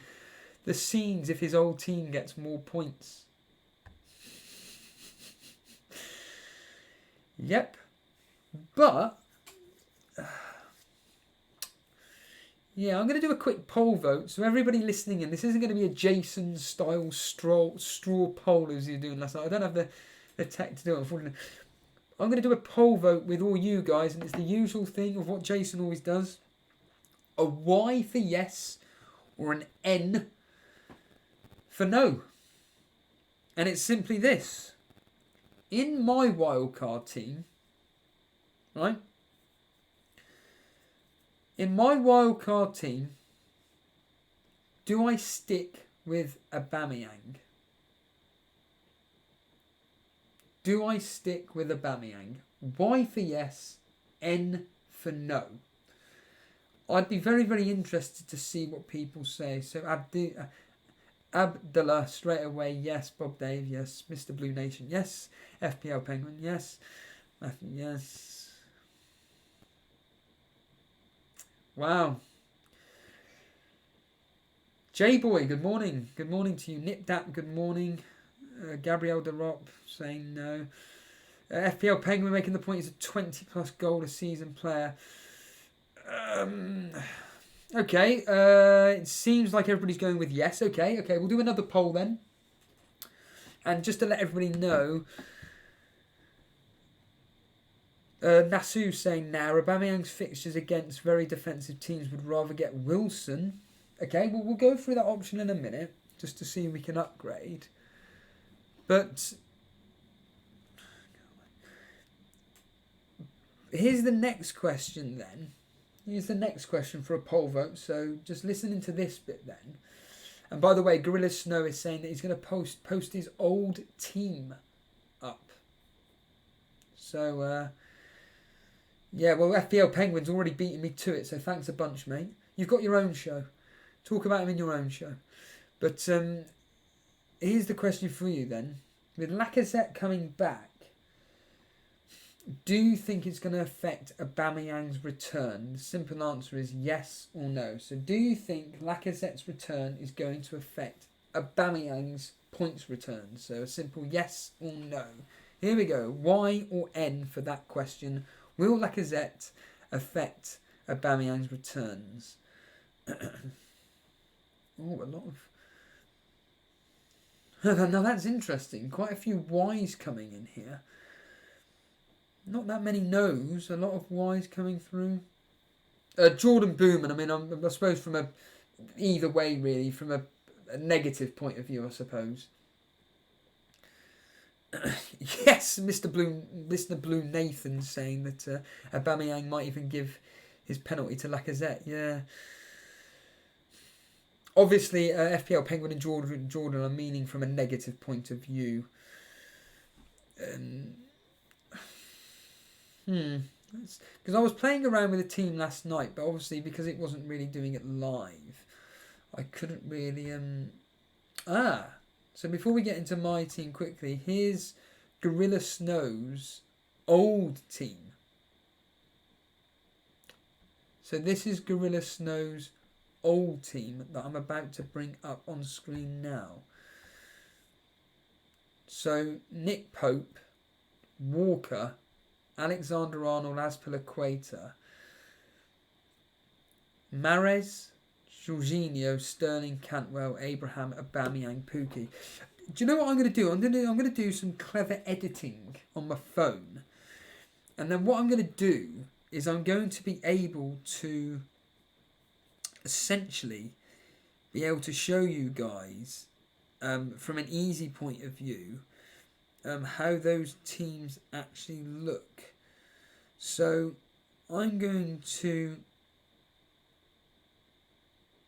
I don't know if this will work or not. It'll probably fail completely, but let me just see. What I'm going to try and do is I'm going to screenshot the two teams, and then I'm going to get them to be side by side. I know it won't work because it'll be a video. It won't work, so it doesn't really matter. So all I will say, Gorilla Snow, is that despite you doing a -48, and your team is going to be lasting till December, your new team is better, in my opinion. So we'll just quickly go through it quickly again. So his old team is this. So this is the original team, and I can tell that you're not doing particularly great overall rank. If you want to post your overall rank, well, tell us in chat what your overall rank is by all means. I mean, Darren Walsh making the point, no team warrants a -8. Yeah. Good morning, Aussie boy. No, I can actually answer that question for you, Geordie Kev. You must still be in England. No, Aussie's travelling around all of Europe. 377,000. Yeah, so you're 377. You're doing better than me. You're 377,000th in the world. Are you sure about that? Gabrielle, Gorillas, if you can just clarify, you're 377,000th in the world with that team up on screen now. That would be 377 points. What's your overall rank, though?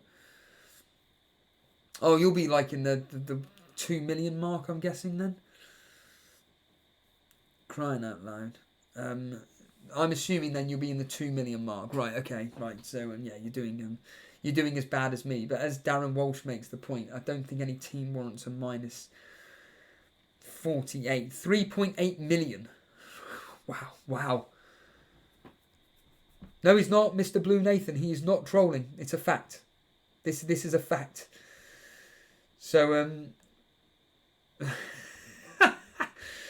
so this is a -48 team. So quickly go over it again. For people listening on audio, we got Nick Pope in goal, Walker, Alexander-Arnold, Azpilicueta, Mahrez, Jorginho, Sterling, Cantwell, Abraham, Aubameyang, Pukki. On the bench, Guendouzi, Lundstram and Maitland-Niles. And then this is his new team for a -48, which is, according to him, going to be lasting till December. It's this. So we're still sticking with Nick Pope in goal. Chilwell, David Luiz, Alexander-Arnold, Sacco, Mount, De Bruyne, Hudson-Odoi, and then triple A up front of Abraham, Aubameyang, Aguero. On the bench, quite heavy in funds in bench. Why don't you take a -8 to get rid of them two? In Traore, Bowley, Lundstram. Wow. I mean, like I said, you're more than welcome to come live on air and discuss exactly why you've done this. I'm assuming you're just having a bit of fun. You don't take the game seriously, which is absolutely fine. Not a problem at all.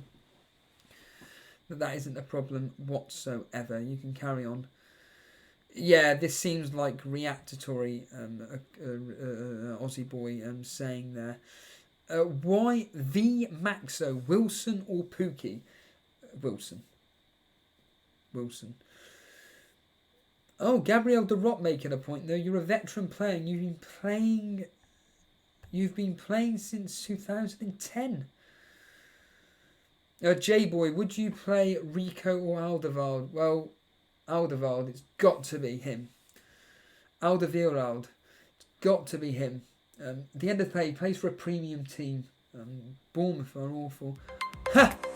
FPL Penguin with a donation there. Drinking a nice cappuccino while watching this. You didn't have to do a super chat for that, for crying out loud, but thank you for the $1.99 there. Really, I'm sure $1.99 covers is probably less than a cappuccino, to be honest with you.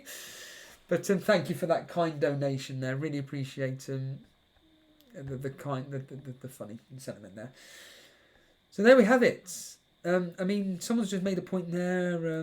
Bob Dave, Jimenez a good asset. I don't know. Let's bring up my team again, shall we? There's my wildcard as of now.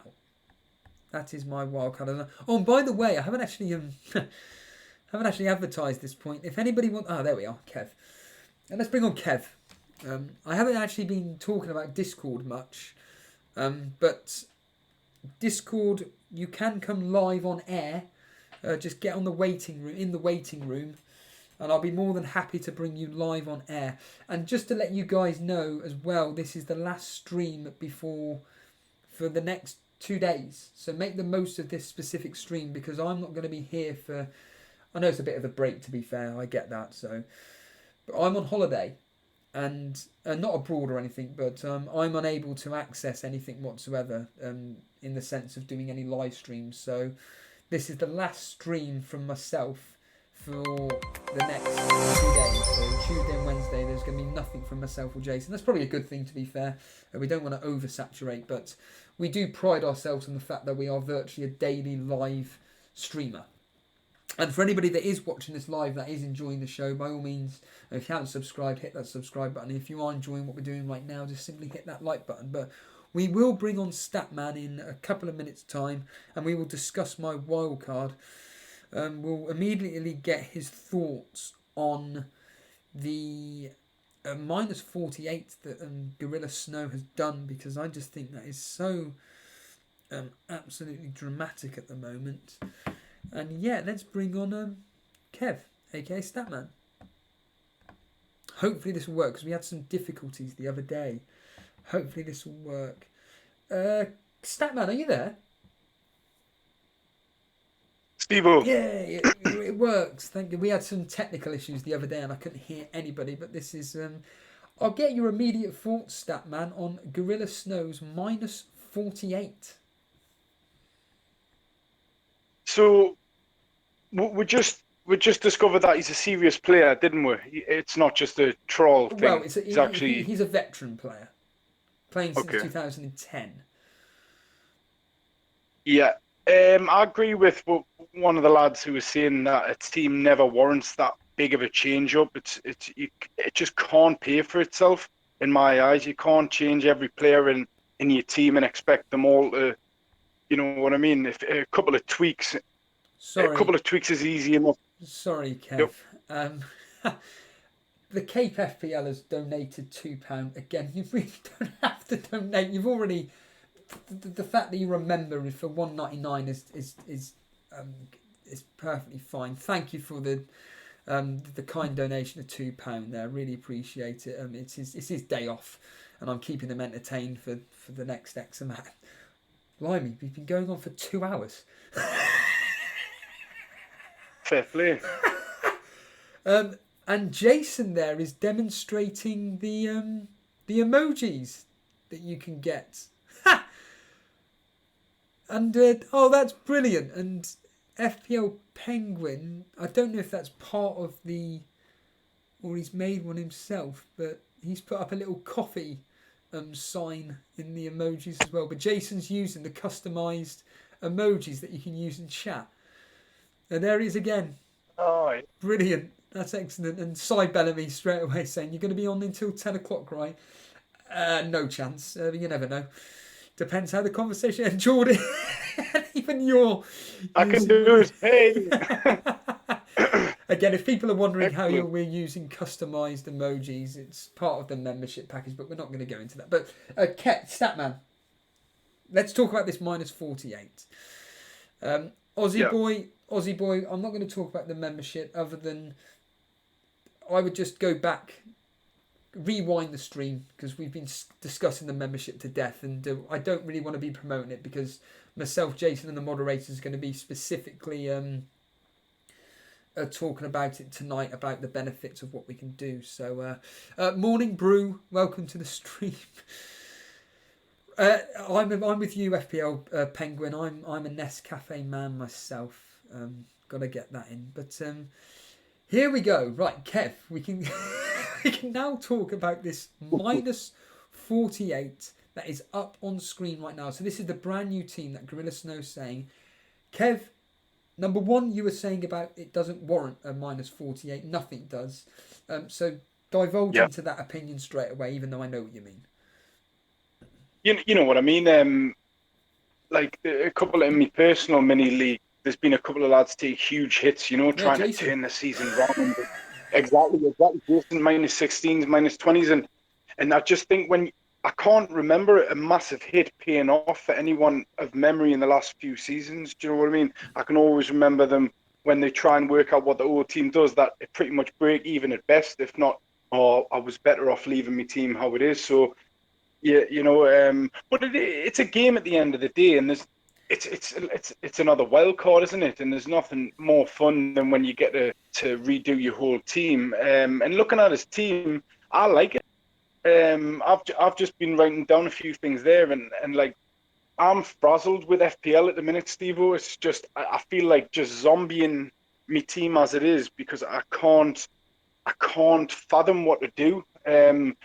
I look at the teams above us, I look at the teams below us, and I can't premeditate I can't predict who's gonna do well. I really can't. What do you mean by the that? only two that I thought, like in the past few seasons, I've found it not easy, but breaking it down, looking at the fixtures, looking at the form, the eye test, using like them three things, and not much more, and kind of being able to get something going quite easy. Like if you put the time in, I found like my picks have always done us quite well, and me differentials this season just have done nothing, and I haven't took many hits and stuff, but I feel like I worked it out. I would have been better off if I'd left game week 1 team as it is, and I know that no one does that, but that's a bit disheartening, knowing that you would be 50 points better off and 100,000 places higher if you just hadn't tinkered whatsoever. So at the moment, I'm just going to do nothing. While even the likes of Liverpool and City can't string together. Well, I know Liverpool are winning and they're grinding it out, but not to the the extremes we used to last season in goals and stuff. So that's why I've been a bit quiet on the Discord and stuff, and I've just been taking a step back. But looking at that fella's team, that's the type of team that I can imagine doing well. He's got the essentials for me. The only two essentials this season at the minute are Trent and KDB. Yes. I haven't got Trent. I'm going to get him in for sure for the when the Liverpool fixtures break. But just on the eye test, he could have an extra 10 assists. Like he's putting so many balls into the box, his free kicks, his dead balls. He's a must-have for me, and I haven't got him. So that's something that I am tinkering with, and it's given us something to do. And KDB, for the price point he's at, and seeing how City are struggling without him, I think he's the only. I think they're the only two must-haves. And then what do you do? You could have Abraham, you could have Vardy, you could have Wilson, you could have Jimenez, you could have anyone. I literally can't suss out what to do. I'm too boggled at the minute. I don't want to keep banging on about this, but there was a podcast that I was listening to, and they were saying about how the fact that it's a really frustrating season in the sense of all the cheap players are doing really, really well, and all the premium ones Yeah. aren't living up to their price tag. Sterling is a simple example. Mm-hmm. Yeah.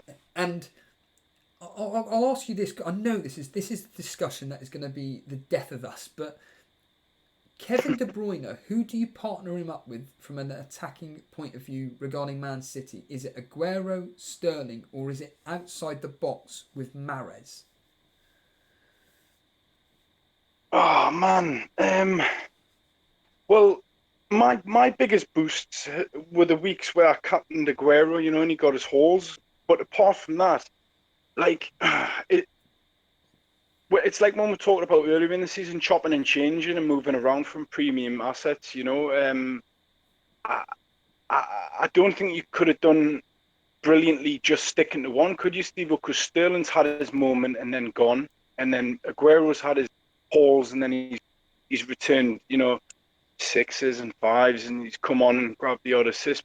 Like none of them have been consistent apart from KDB.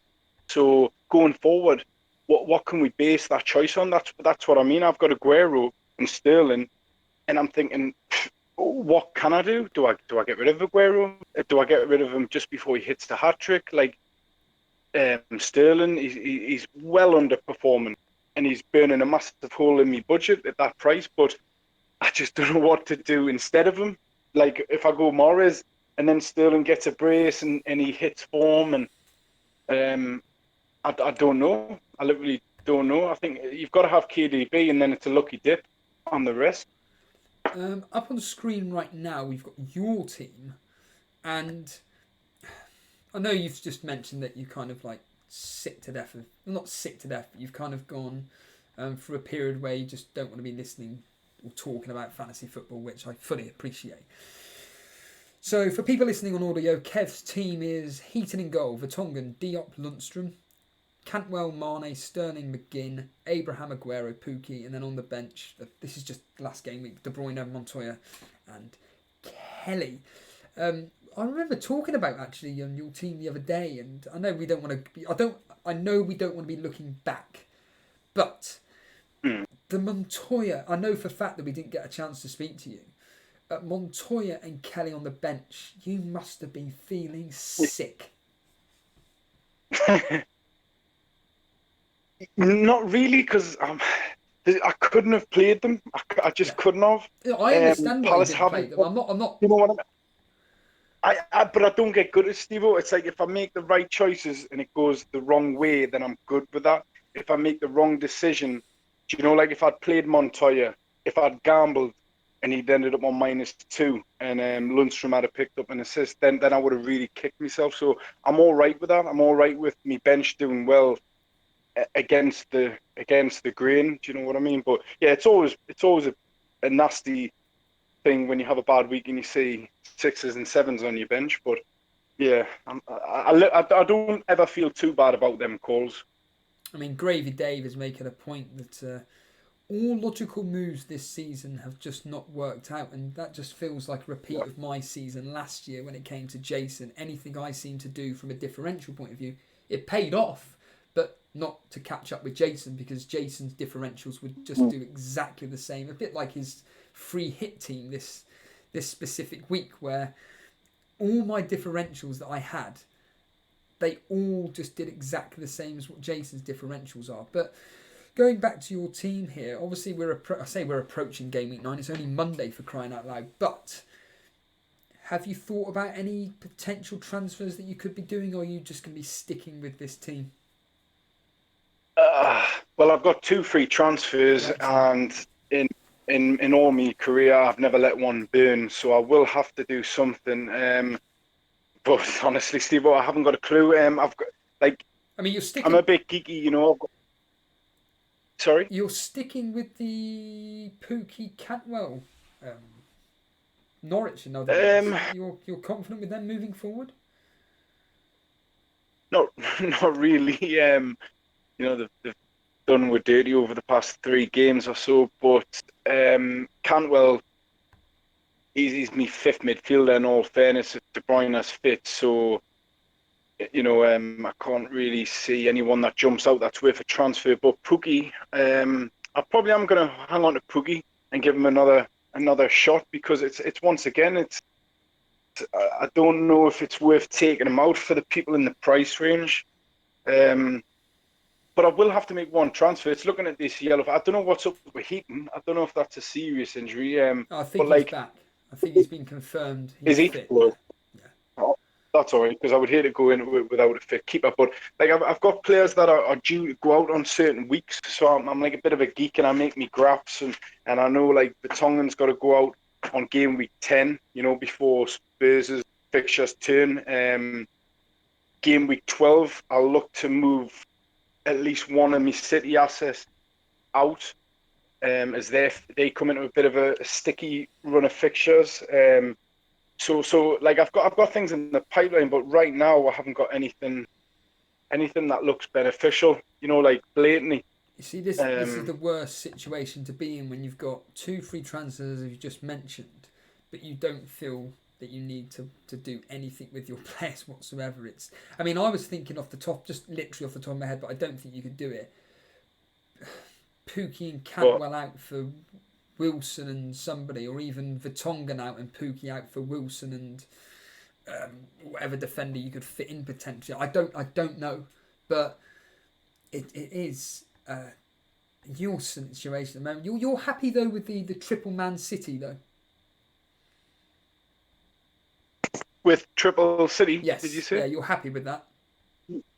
Not really. It just seems like one of them returns. You've got 3. I think I've got the biggest 3, the best 3. It worked for a couple of game weeks when I put it together, and then it hasn't since. One of them has always been rested and stuff like that. And I keep kidding myself and telling other people that I'm doing the right thing by backing the 3 main horses in the race, which I agree with at times because you see people that have just got KDB and Sterling gets rested. They've got one player in. Then you've got the ones with just Aguero and KDB, and Aguero gets, at least with 3, I've got more, more lines in the sea, is to say an efficient,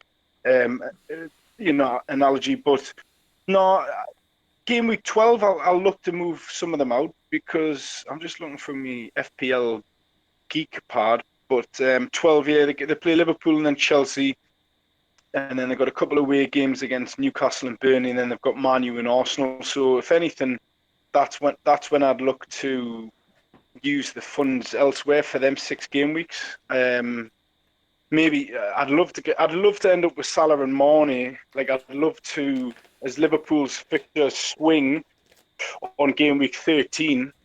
After the City game, I'd love to bring in Trent and maybe Salah and shift out Sterling.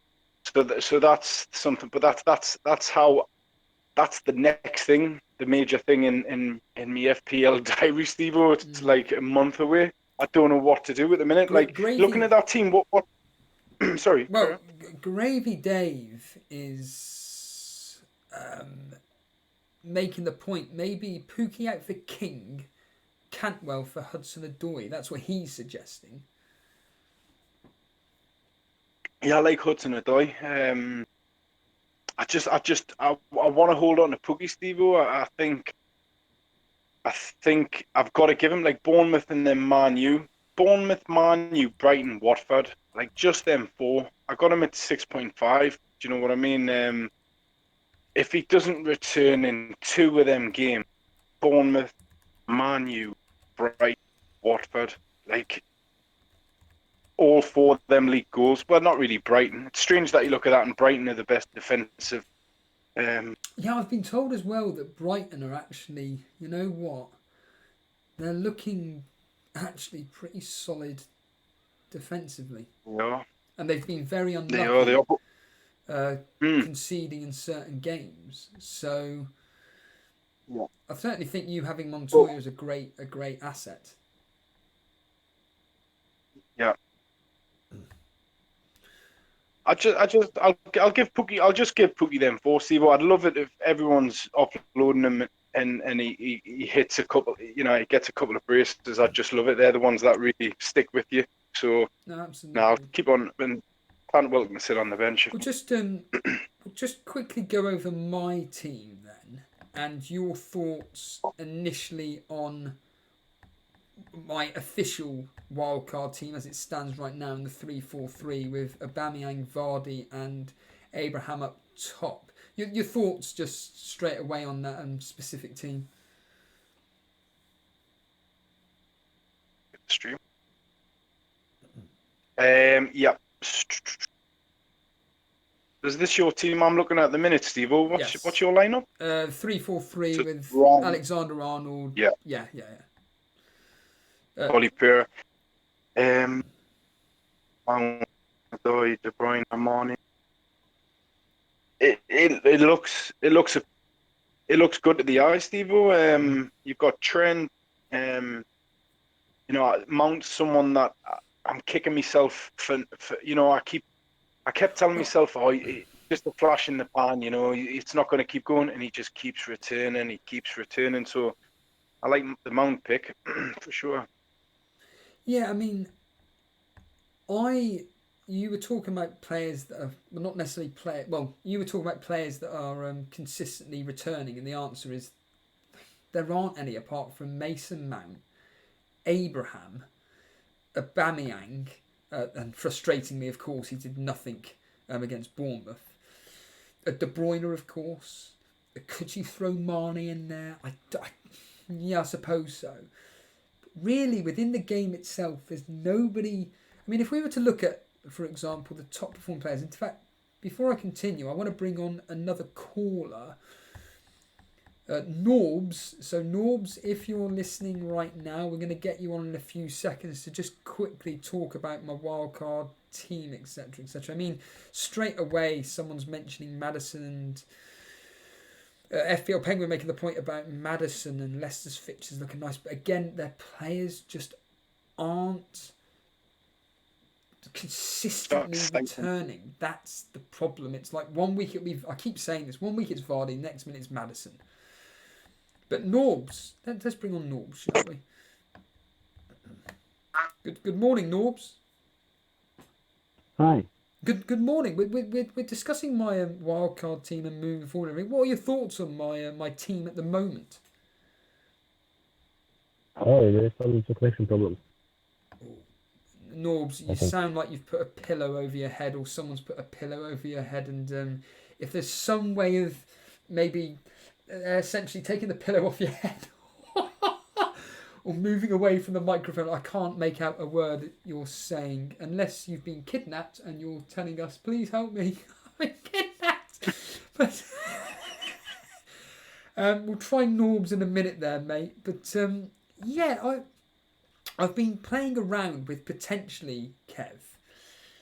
What are your thoughts on the triple A, a front three of Aubameyang, Abraham and Aguero? Aubameyang's an interesting one because do we not think Laka should be back? Should he be back after the international? Yeah, we did a poll earlier, and I know for a fact that what did you say to the fact that will Lacazette have an effect on Aubameyang's points return from a negative point of view? Oh, I said why in a negative fashion. Right. So I commend everyone that got him in when Lacazette went out injured, because he's done it and he's returned in every game, but we were guaranteed them points, and you struck while the iron was hot. And I just think that people have brought up stats on when he plays out wide opposed to through the middle, and that would be my only worry. But returned in every game, how can you criticise someone that's done that? So yeah. Good morning, Davey P, and good morning, Marek. Welcome to this impromptu, spontaneous stream. So I was just saying about players that are performing with some form of consistency, and I'm just going to look over the top 5 per position, so to speak. Goalkeeper-wise, Patrizio is at the top with 38 points. You would not put him as a consistent points returner, no matter what his points say. No way. Matt Ryan, possibly. Henderson, possibly. Nick Pope, definitely. And then you've got David De Gea. Well, it's Man City. Man United, no chance. I mean, 6th on that list is Fabianski. But it's just his price point, which is just horrid at 5.1. You then... Look at Edison. Look at Edison behind Guita. That is mental. Well, I'm glad you just brought that up, because when we move on to defenders, this is the crazy thing with defenders. There is only one premium team in there, and it's Liverpool. And then the next... I did this the other day, actually. The next premium team to be in like the top 20, if not more, is Otamendi, and he's all the way down in whatever place with 26 points. To put in perspective, the most, let's be honest here, a cheap 4 million defender has got 39 points, and that's Lundstrom. So when we look at the top 5 performing defenders, you've got Pereira. Well, is he consistently returning points? Well, if we look at his points returning here, it's this. Since game week 1, 9, 2, 2, 2, 2, 9, 13, 1. So essentially the answer is no. You then look at Trent Alexander-Arnold, who's second, with exactly the same points as Pereira. And could you say it's a consistent returner? In the words of Stone Cold Steve Austin, hell yeah. You've got 5, 1, 5, 11, 2, 7, 6, 3. And that 3 was totaled up to 3 because he got a bonus point. So Trent Alexander-Arnold, I would say, is almost, the word essential is very strong, but it's almost a must-have. Van Aanholt, for crying out loud, in 3rd spot. From a consistency point of view, I'll tell you what, Kev. Now, his fixtures are atrocious. And you've got Man City, Arsenal, Leicester, Chelsea, Liverpool in the next 5. They are awful. He's 5.6. And his points returns this season is ridiculous, I think.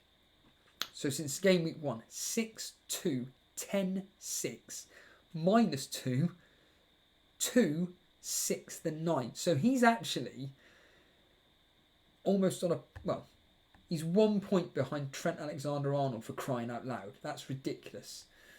Would I put him in my wildcard team, though? Good God, no. Then we've got Lundstrom. Lundstrom, we all know about him. 3, 14, 0, 1, 2, 12, 2, 5. Could you say he's a consistent performer? The answer is yes. And then Eric Peters of Burnley, topping off the top 5 with 34 points this season. You all know my opinion on Burnley. Again, it's not exactly consistent returns. 14, 1, 2, 1, 2, 7, 6, 1. It's not good enough. Not from a consistent point of view. And then it's just a bunch of just rubbish. From like, we've got Dunk, and then Robertson, Van Dijk, but Ender Stevens, Joel Ward. That is ludicrous. Bowley, who I've got. Shaw. I mean, your player Shaw. Actually, you've just reminded me. Your thoughts on a Newcastle defender moving forward. I was looking at Lascelles, who's 4.4, I believe. What are your thoughts on owning a Newcastle defender just to free up a tiny bit of funds? In this case, Lascelles, I could bring in for a Bowley as a simple example, with a fixture list, which is looking really, really kind. Your thoughts from a defensive aspect, and I'm only talking clean sheets here, for Newcastle as a Newcastle fan. Yeah, I'll be transferring Vertonghen to a Newcastle player in game week 10 for sure. I think that's when Newcastle fixtures really clear up in it. So we've got Chelsea away, and then, like you say, it's just a sea of green. But especially even pre-season, I told you that I thought that Newcastle would possibly make St James's more of a fortress, like they have, in seasons gone. And if you look at where the Newcastle defenders have picked up their points, it's all been at home. Three clean sheets, and I think the only goal they've conceded was on the opening day against Arsenal, when I also said don't bank on Aubameyang smashing a hat-trick pass. So I think that's a pretty sensible move. If you look at no one's scoring at St James's, really. I know they haven't had the best opposition there yet, but things like that. If the crowd up there are used to clean sheets, they'll demand it, they'll get behind them, and if Steve Bruce keeps grinding them out, I think after next week, it would make sense. But they've got a few options. Lascelles is good, but that Shaw, Steve-O, he's due a goal. He loves a shot. He's like Philly Albert or something. I've never seen a centre-back just end up in the opposition box for no reason. It must be frustrating. It's 5.0, yes. But It's a bit expensive. We've got Adetoya Michael Akinyemi. Got that right. He's mentioned Willems has been consistent as hell. Very similar to Lacazette. He doesn't play any games, but when he does, he has basically returned in virtually every single one. So he played I don't know why, but he played 36 minutes against Arsenal. He then didn't play a single minute in the next two. He then got 2 points against Watford of all teams. But then, following that, 7 points versus Liverpool with a goal. He got 6 points with a clean sheet versus Brighton. He didn't play the next game, and then he got 12 points against Man United. Is Willems a player to bring in? I mean, do you have any idea why he hasn't played every single match at all, or is he just bench fodder for Newcastle? I can't say that I know what Bruce is doing with him, but from the lads I know back home that are still going to all the matches and stuff, they love the look of him. I don't know if he's really young or something, or if he's been broken into the team gently. I'm not sure, Steve-O, but when he's played, that goal he scored, the goal he scored against Liverpool was unreal. When he cut in, the little trickery on the left flank, and he put it onto his right, cut inside of Trent, and put it in the top corner. You don't normally see defenders scoring them type of goals, so he's definitely one to watch. But all of them, Steve-O, Lascelles, Shaw, I'd dumb it if he's playing. I think Newcastle's fixtures turn the keeping clean sheets at home for fun, and they offer great value. So I think you'll see that defenders rise in ownership around that time of the season, definitely. There's been this, and rightly so. There's been this argument about who to go with, Pereira or Sayuncu. Have you got any thoughts on that, or do you think that just go with Pereira because he's virtually out of position? Well, I can't remember what pod I was watching, but they said that he's only had has he scored 2 goals, Pereira? Yes. I'll just check. Yeah, but he's only had 2 shots or something, so he's massively overperforming. That isn't going to continue. You know what I mean? It's not. It's just not attainable for him to score every shot. So, and he hasn't made that many attempted assists. It's like his underlying stats on that. He's massively overperforming. So if anything, he's due to be, brought back to earth with a few of them shots not going in the back of the net and stuff like that. So, I like the price point of Sayuncu, freeing up all that money. But he's the best scoring defender with Trent. So once again, how can I argue with anyone that's got him in or going to bring him in? You look at Leicester's fixtures, how can Burnley, Southampton, Palace, Arsenal, Brighton, Everton, Watford, Villa, Norwich, I think you've got to have a Leicester defender, to be honest, in them games. Another question for you is the whole debate about Salah and Mane. Your thoughts moving forward. If you were on a wild card, who would you have out of the two? Mane. I went for Mane in my wild card in Gameweek 3, and I think Mane has outscored Salah by a fair few, not a fair few, but as what was seen as the bit of a punt. I'm pretty pleased I went with him and saved the funds, but he just looks more clinical. I don't know how many of the Liverpool games you've watched, but he gets to play. He's playing through the centre a lot of the time. And Firmino's dropping behind, and Salah's out wide, obviously, and he just looks like the better player at the minute. I know Salah's going to turn it on at some stage. He normally does well in the run up to Christmas and throughout Christmas, and that's why I'm thinking game week 12, I will probably switch Sterling to Salah, and I'll end up with Salah and Mane, and it'll be a bit of a punt. wow. No matter what form they're going into, I think I'd love the two big hitters from Liverpool, just because last Christmas I went on a real surge, and it was I can remember clearly. It was because I swapped Sane and Sterling for Salah and Pogba or something like that. But it's ingrained in my memory that they went on a hot streak through Christmas. So I think around game week 12 I'll be bringing in Salah for Sterling, and I'll have both of them, to be honest, and I'll not have to worry, and I'll get rid of Sterling because he's just driving us mental at the minute. FPL Penguin, let's get you live. You've been here for quite a while. Good morning, FPL Penguin.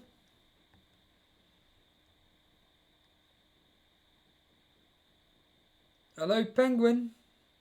Is that coffee not kicked? Hello, hello. It has kicked in. Right away. A lovely cappuccino. Right, you're a Liverpool fan. Yeah.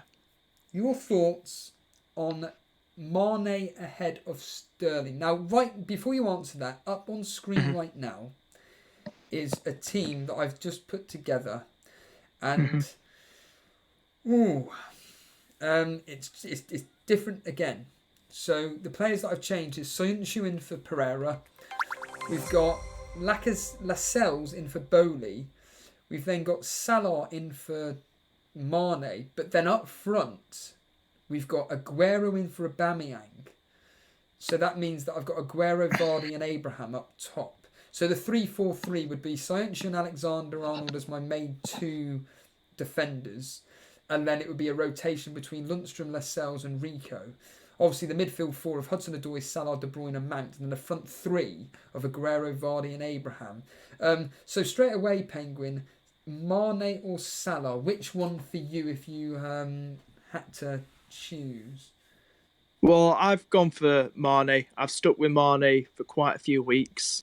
I just prefer Mane because I just think, well, Salah's been quite disappointing so far this season. Last season he's reflecting the form, kind of what he was like last season, but in his first season at Liverpool, he was just on fire, absolutely on fire. It's a tough one, kinda. It is a bit of a tough one, but I've gone for Mane. I feel more confident that Mane is going to get, if I dare say, bold thing to say, get more points this season than Salah. I dare say. I just don't know. There's something about Salah. I don't know. I'm probably going to regret saying that, but I've gone for Mane. He's a bit cheaper than Salah, and I prefer him over. I prefer Mane over Salah. So Kev just now, Statman, was just mentioning about Pereira being a bit lucky with his returns and everything, and he's essentially due to settle back to the norm. Your thoughts on the argument of Soyuncu in for Pereira instead? See, that's a tough one, that, because I am thinking of bringing a lesser defender in because there's some lovely fixtures coming up. And I was looking at it last night, planning for the next few game weeks ahead. And Soyuncu, he's done very well since Maguire left. I did worry. I thought they were going to concede quite a few goals and struggle without Maguire. But this guy here has really done well. He's really filled that void that Maguire left. And he did an assist. He's done an assist this season. He's centre-back. But Pereira's done 2 assists. But he's much cheaper, isn't he? He's 4.7, Soyuncu. And it's a tough one because I was thinking about last night, but I go for Soyuncu because he's cheaper. And it is a tough one, Steve-O. It really is. We just had somebody straight away mentioning it is John Engelbrecht. Saying keep Aubameyang rather than having Aguero. Straight away, I'll ask you, Penguin, on that. Your thoughts on that, or would you rather have Aguero? Aguero, he's with that pet rotation. No one's safe from the pet rotation. I personally have got Aubameyang in over Aguero. Both of those players are 20+ goal a season guys, Aguero and Aubameyang, and I can't see nothing more than just goals everywhere from both of them. So I've gone for Aubameyang. He's sealed his place in that starting lineup. So Lacazette is basically, he'll come back and start and line up, and then some people saying in chat about Aubameyang will be pushed back to the wing. But I just think Arsenal's attack's going to look dangerous with Lacazette back in the starting lineup now. Well, I really do, and I think having Aubameyang is the best thing over Aguero. Darren Walsh is making the point here. 2 points, which is interesting. So straight away, and no one can argue with this. Aguero is the best striker in the Premier League. Yeah, he also plays for probably, if not you could argue whatever the best team in the Premier League, along with Liverpool. Mm-hmm. I think they're on a par with each other. But Darren is also making this point. It'd be interesting to hear your thoughts on this.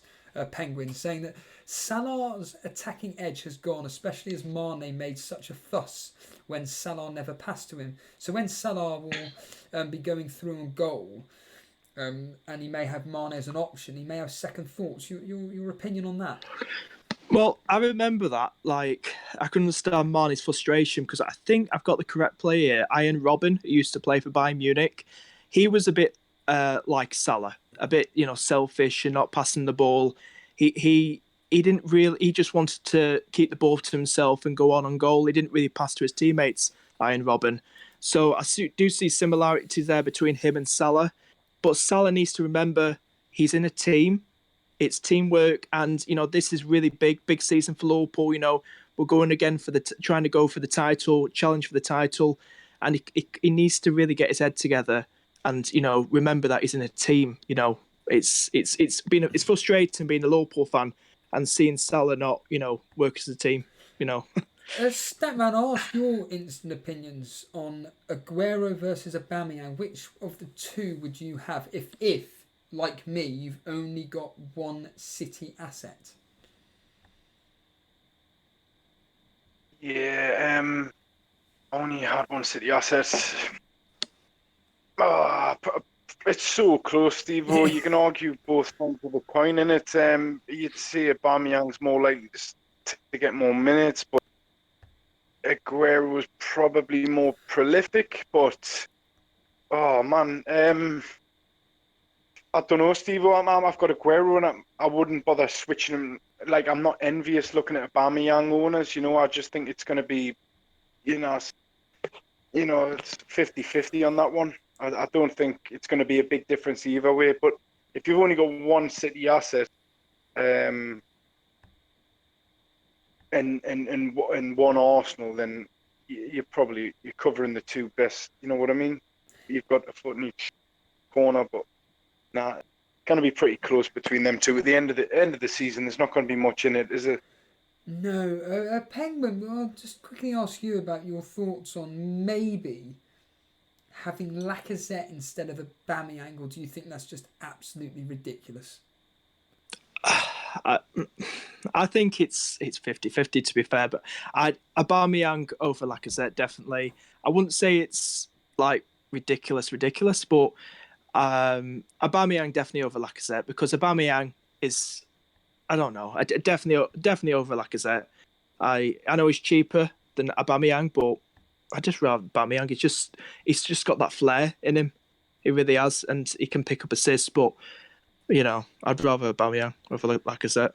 As a Liverpool fan, we were discussing the consistency of players across the board. But Trent Alexander-Arnold is somebody that has been consistently returning. His fixtures over the next, where is it here? The next 4. You've got Man United away, Tottenham at home, Aston Villa away, Man City at home.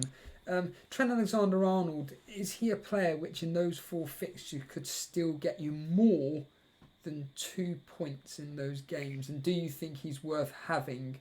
Or do you think that Steve-O, he's too expensive, get him gone, downgrade him to, say, someone like Tomori, and then be able to upgrade somewhere else? To be honest with you, I was going to get him game week 13, but last night when I was looking at my team, I really do think he's a very good idea. It's a very good idea to have him in for those games. The Man United, the Spurs, I think he can really pick up and turn up. I know he's turned up a lot of games, but in these big games, I really do think, especially against Spurs at home, I do think he can get more than 2 points. I'm not saying in every single of those 4 games, but I do think he could get an assist because he is taking corners as well. So I do think he will pick up some good points in those 4 games. Yeah. So we've got 9 game weeks. We've got game week 9 coming up. What are your thoughts on your own team moving forward, Penguin? A team now. I brought in Wilson for Wickham and I brought in Maddison for who was it? Maddison in for I can't remember. But I brought in so basically my midfield's just Mane, De Bruyne, Mount, and Maddison with Aubameyang, Wilson, and Abraham up front. And defense is still a bit crap, basically, but I'm working on it. I was thinking about triple captain. I did mention to the lads during the stream in the chat that I'm planning not to triple captain Wilson now. I think it's too risky. I'm not that confident to play the triple captainship, and I'm gonna just captain him. That's what I'm gonna do. I'm just gonna captain Callum Wilson. While you've been speaking, I've got a team up on screen right now, which is the old triple A, as I say, Aubameyang, Aguero, and Abraham. Now, admittedly, it means that I don't have Trent Alexander-Arnold, but my back 5 would all be rotating. You've got Rico, whatever, Soyuncu, Tomori, Lundstrom, and Lascelles. And there's always been this talk about clean sheet. I mean, someone brought it up earlier on in chat that clean sheets so far this season have been absolutely a waste of time, and you're kind of relying on the attacking returns. But up the front 7 would be, you've just mentioned his name, Maddison, Mane, De Bruyne, Mount, and then Aubameyang, Aguero, Abraham. Immediately, Kev, what are your thoughts on that?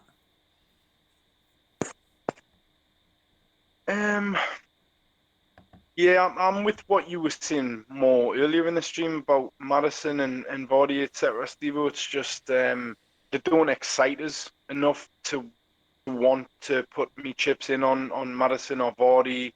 Everyone got burnt on Perez earlier in the season, so I'm not massively keen on the Madison pick. I know he's been doing well, but you know, Mane, De Bruyne, Mount, Aubameyang, Aguero, like, you can't argue with it. It's strong. It's really strong. It looks good. You know what I mean? I'm sure you'll do all right with it, but I think more stick to your gut feeling with the Leicester boys. You know what I mean? Earlier in the stream. Well, of the Leicester guys, of the 2, and we'll ask you, Penguin, straight away, but from my point of view, I'd rather have Vardy. Penguin, your thoughts? So I say that again. Your thoughts on either Maddison or Vardy? Which of the 2 would you personally go with? That's a tough one. That I'd say Maddison. I don't know why, but I just fancy him in Leicester's really lovely fixtures ahead. And you know, Vardy's a bit more expensive. I'm just 50-50 about Vardy. I was like that when FPL launched start season. I was thinking, should I get him in? Should I not? But I prefer Maddison over Vardy to see how he does in these green fixtures ahead. Why though? Why Maddison, despite the fact that Vardy's Why got Maddison? penalties? I don't know. I just feel he offers a bit more. I don't know, because I was a Tielemans fan, but he's basically hasn't done anything much compared to January when he came.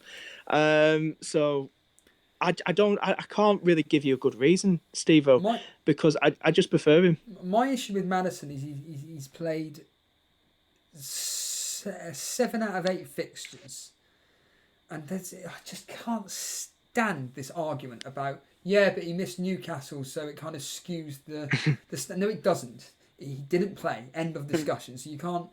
And in those 7 fixtures, he's only returned 2 goals and 2 assists. Whereas if we keep banging on about Vardy, who's the main man, and isn't he, like, my basic understanding is in 2019, 19, he has essentially been the best striker in the Premier League so far. My understanding is, and the top performing striker anyway. Since Rodgers took over or something like that, isn't Rodgers it? took over, I would personally rather be having, just out of the two anyway, Vardy ahead of Maddison, despite the fact that Vardy is 2 million more expensive. Penguin, where are you in the Challenge League? I know you're doing well, but I can't. Oh, the Cash League. Yeah. I think I'm 33rd, 34th. I'm not sure. Oh, there you are, 32nd actually. You're doing yourself a misjustice there. You're 32nd. And so you said you brought in Wilson and Maddison, and it was for. Remind the audience again, and myself, Maddison. Wilson it was a -4. Wickham, wasn't it? I brought Wickham, and then I brought Maddison in for. Oh God, I Lamella? can't remember now. Is it Lamella? No, Lamela's on the bench. Mount. Mine's gone blank. It's his bloody international break. Mount Sterling. Sterling. That's it. Good God. Yeah, I had to take Sterling out to fund Wilson in. Yeah. We've got your team up on screen at the moment here. With those changes in mind, are you happy with Game Week 9? Moving with your team? What the team I've got now? Yeah. Yeah, I've looked at the fixtures ahead. I'm happy with it. Well, defensive wise, no. I am planning to bring in Matt Ryan in Game Week 10 for the Everton and Norwich fixtures and so on. But then I am planning to get rid of Wan-Bissaka to upgrade him to Trent because I've got 1.8 million in the FPL bank, so I could do that. Mr. Blue Nathan, I have to pull you up on this. He's saying that he'd rather have Maddison instead of Vardy, mainly because, I mean, this point is perfectly fine, mainly because the forward spots are very limited with the other forward options, and Maddison is consistent when he gets the game time. Well, as I've just brought up, he hasn't been consistent whatsoever. He's got 2 goals, 2 assists, and compared to, say, someone like, for argument's sake, Mason Mount, who really has been Mr. Consistent with, 5 goals and 3 assists this year? 4 goals and 1 assist. And now that has been consistent. Now, when I personally say consistent, what I mean is that, yeah, obviously no player is going to score or get any attacking returns in every single game. But for every other game, I think that applies to the consistency rule, in the sense that with Mason Mount, it's been 2, 10, 8, 2, 9, 2, 6, 7. That's just extraordinary. Whereas with Maddison as an example, once we bring him up in 2 seconds, it's mainly been, your 2s, 2s, 2s, and then he'll go and get you a couple of points here or there, and then it'll be back to the 2 again. So as Jason did last night, we'll just quickly type in his name. And just got a question, Steve. I know you mentioned the Newcastle game, the Leicester-Newcastle game before, but if he did play in that game, I know it's gone now, but if he did, do you think he would have got any returns in that? I would have liked to have thought he got a minimum of an assist. I mean, looking at Maddison's fix, I mean, to be fair, I may have given him a bit of disservice there. 3, 5, 6, 2, 1, 10. Well, actually, maybe... Mr. Blue Nathan, I apologise. Maybe I am being a bit harsh. And actually, maybe it's Jamie Vardy who is the non-consistent. But in fact, I would argue that Jamie Vardy is the Mr. Explosive of the two. And maybe both yourself, Penguin, and Blue Nathan, you could be onto something by having Maddison instead of Jamie Vardy. Maybe that is something to look at after all. Maybe I am completely wrong. And the annoying thing is of course I had Maddison in my original, the very, very, very first wildcard I did. But unfortunately I got rid of him because I didn't think he was going up in price. FPL statistics said he wasn't going to be due a rise, and then all of a sudden, out of the blue, he rose on, I think it was last week Thursday, or something like that. So Yeah, I think it's a really good time, to have, because Leicester's fixtures look really nice. I think for Liverpool and Leicester defensive wise, I think you've got to have Liverpool and Leicester defenders in because Liverpool start to keep clean sheets now that Alisson will get back inside. There's a hint he could play against Man United, but I'd rather he probably miss that and get fully back, fully recovered and come back for the Spurs game at home. But I think in the next 3 game weeks, I don't know. I'll probably start in game week 13. Have Liverpool and Leicester defenders in. But Maddison, I'm looking forward to those fixtures because you've got Everton at home who are just leaking in goals. Watford at home as well, game week 15. Norwich at home, game week 17. That's for Leicester. I mean, I'm looking forward to those games. I'm just somebody that likes personally for games like that the striker, but I'll just quickly finally ask you the question I asked Kev, which is your thoughts on the triple A strike force and Aubameyang, Aguero, Abraham. Is it too much, or do you think, you know what, they're all key players for their team here? If you can afford it, which I can, albeit it means getting rid of Trent Alexander-Arnold, do it. What, to have those three, have but those no three, yeah, Trent, but no Trent. Yeah. Oh no, that's too risky. Too risky. Well, you're getting rid of Trent, and I think Trent. I know I'm probably sounding greedy here because we all want the all the top players, don't we? I don't know. I can't think of a team without Trent in it. I know I haven't got Trent in myself, but he hasn't done I don't know. I think it's just too risky, and I'm just worried about that pet rotation with Aguero in league games. Yeah. Because Abraham and Aubameyang are nailed on. They're nailed on to start. But Aguero, I'm just not so sure. Because he didn't start against Everton in their win of 3-1. And a lot of people triple captain him and captain him and stuff. I mean, Aubameyang's nailed on. Abraham's nailed on. I'm not sure about Aguero. That's why I've got KDB. I just think he's just, every time he starts, he gets a return. He's just. Do you think having Man City at least a double up for their attack is almost essential, considering how many goals we know they score? Do you think that actually you're better off having De Bruyne and Sterling instead? I don't say it's essential to have a double up City attack. I mean, you look what happened against Wolves. They lost 2-0 there, and I think KDB's the man. Just have KDB in your midfield. Yeah. He'll get you the goals, the assists. He's on fire every time he starts. He pulls the strings, and when he's not playing, it's City panic. It just shows. He's the key man in midfield for him, and he really makes the effort. He puts in the hard work, and I'd say just go for him. There's no need to have a double City attack. I mean, most of us, including me, had Sterling, KDB, and I just got to the end now. I got sick of Sterling. So I made this point, this morning and last night and the day before that and whatever, and I made this point that I'm not. Whenever I do these streams now, I've kind of made the decision that it's almost like the Stone Cold Steve Austin middle finger up to anybody that's watching. It's like Kev said, it's just play your own way and enjoy the game, like FPL Boona made the point.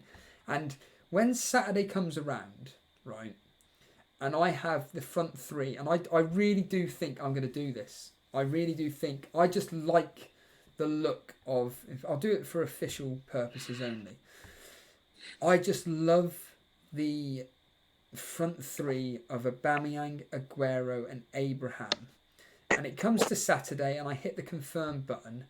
Would you be thinking, just from your perspective, Penguin, would you be thinking, Steve-O, you've lost the plot? Or would you actually be thinking, you know what? Actually, Steve-O's got absolutely a sublime, not sublime's a bit strong, but a very, very solid team there, just considering that the players that in defence that we want just don't seem to be keeping clean sheets whatsoever. No, I agree with you. No, it's a very, very good move, Steve-O. It really is. But I think I just found out a minute ago that with no Trent, but maybe I just don't know. I just think with those next 4 games ahead, United, Spurs, Villa, and City, I just think Trent's going to do something because he's, assists and everything. That's what I worry about because I haven't got him at the minute, and I just feel I don't know.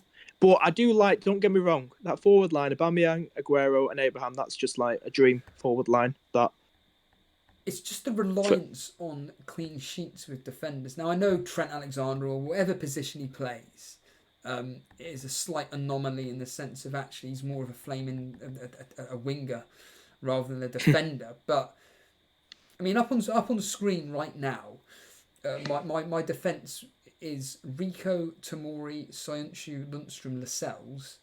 A midfield 4 of Maddison, Mane, De Bruyne, and Mount, and then up front would be Aubameyang, Aguero, and Abraham. I'm just looking at that, and I'm just like, wow. yeah.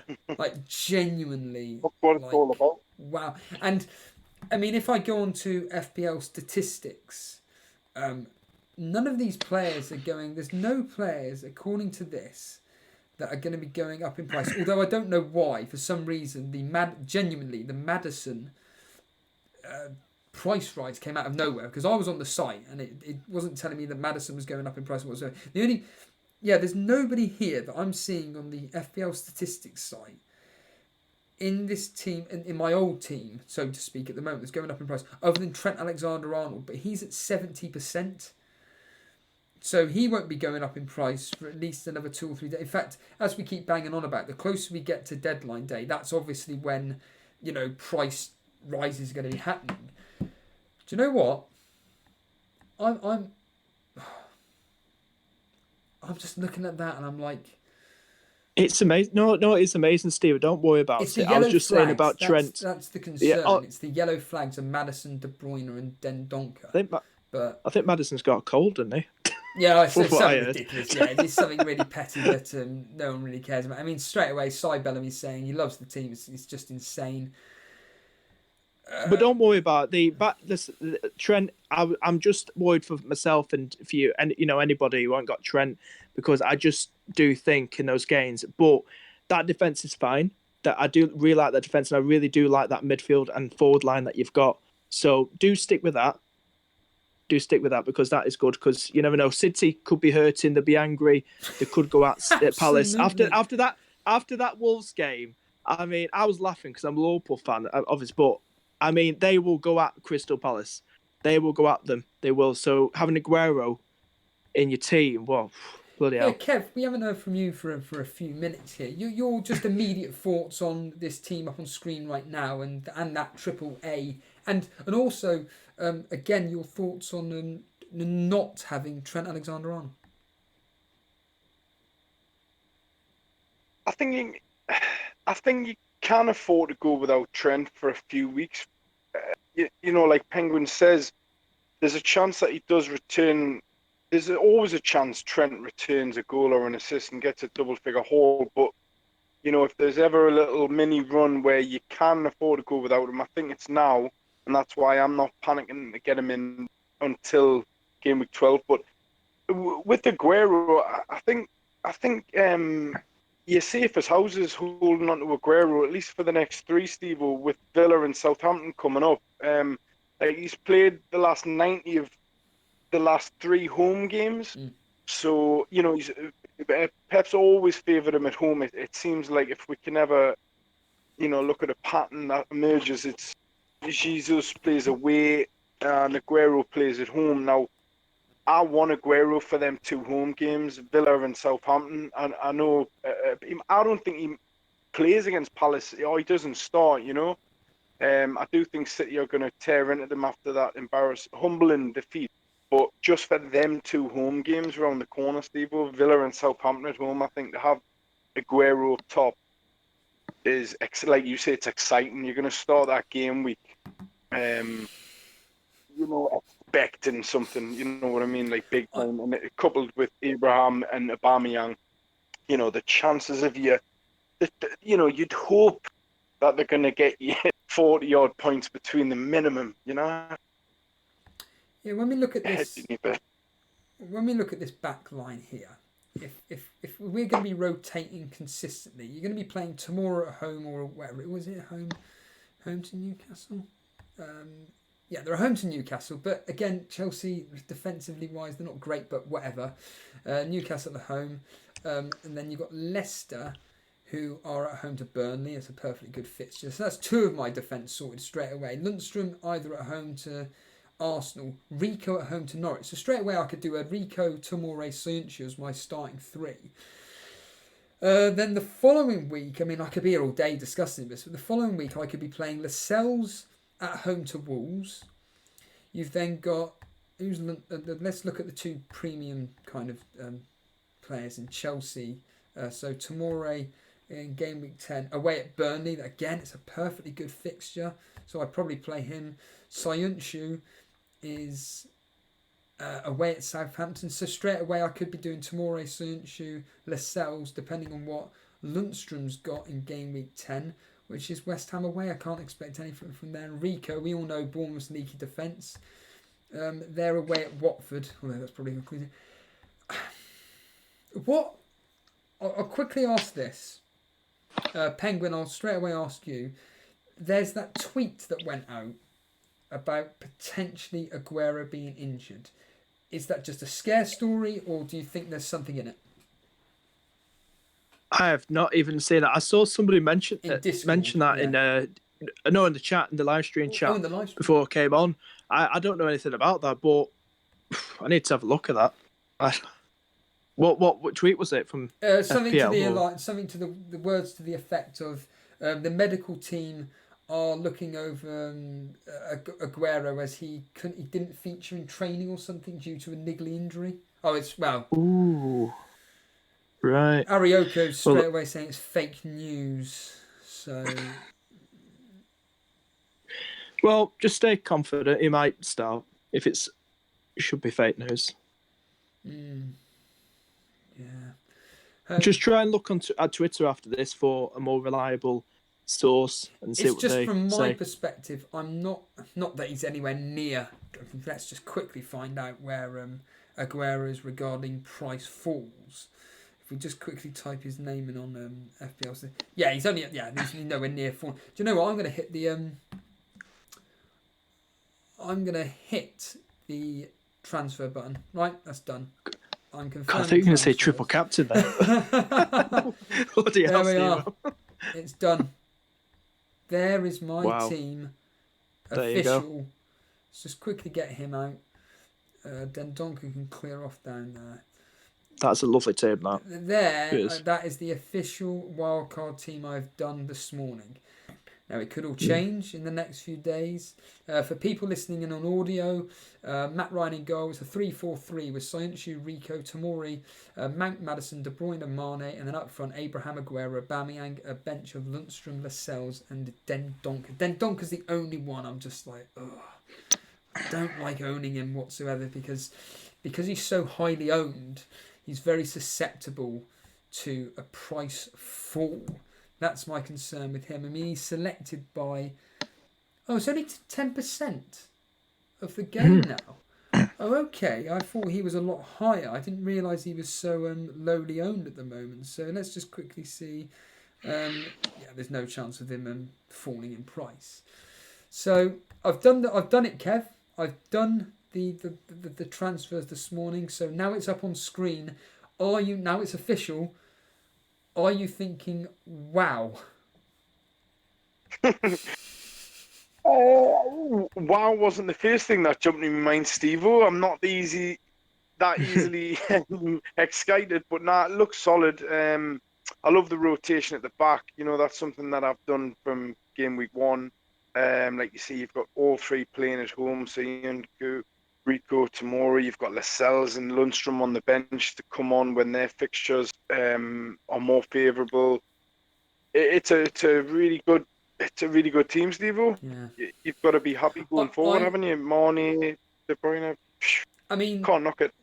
Yash is asking straight away. We've gone over this there, but I'll just quickly answer the point about what about the Abraham, Vardy, and Aubameyang. Well, that was my front three initially, but I just don't trust Vardy, and we've already had the discussion about Maddison, blah blah blah blah blah.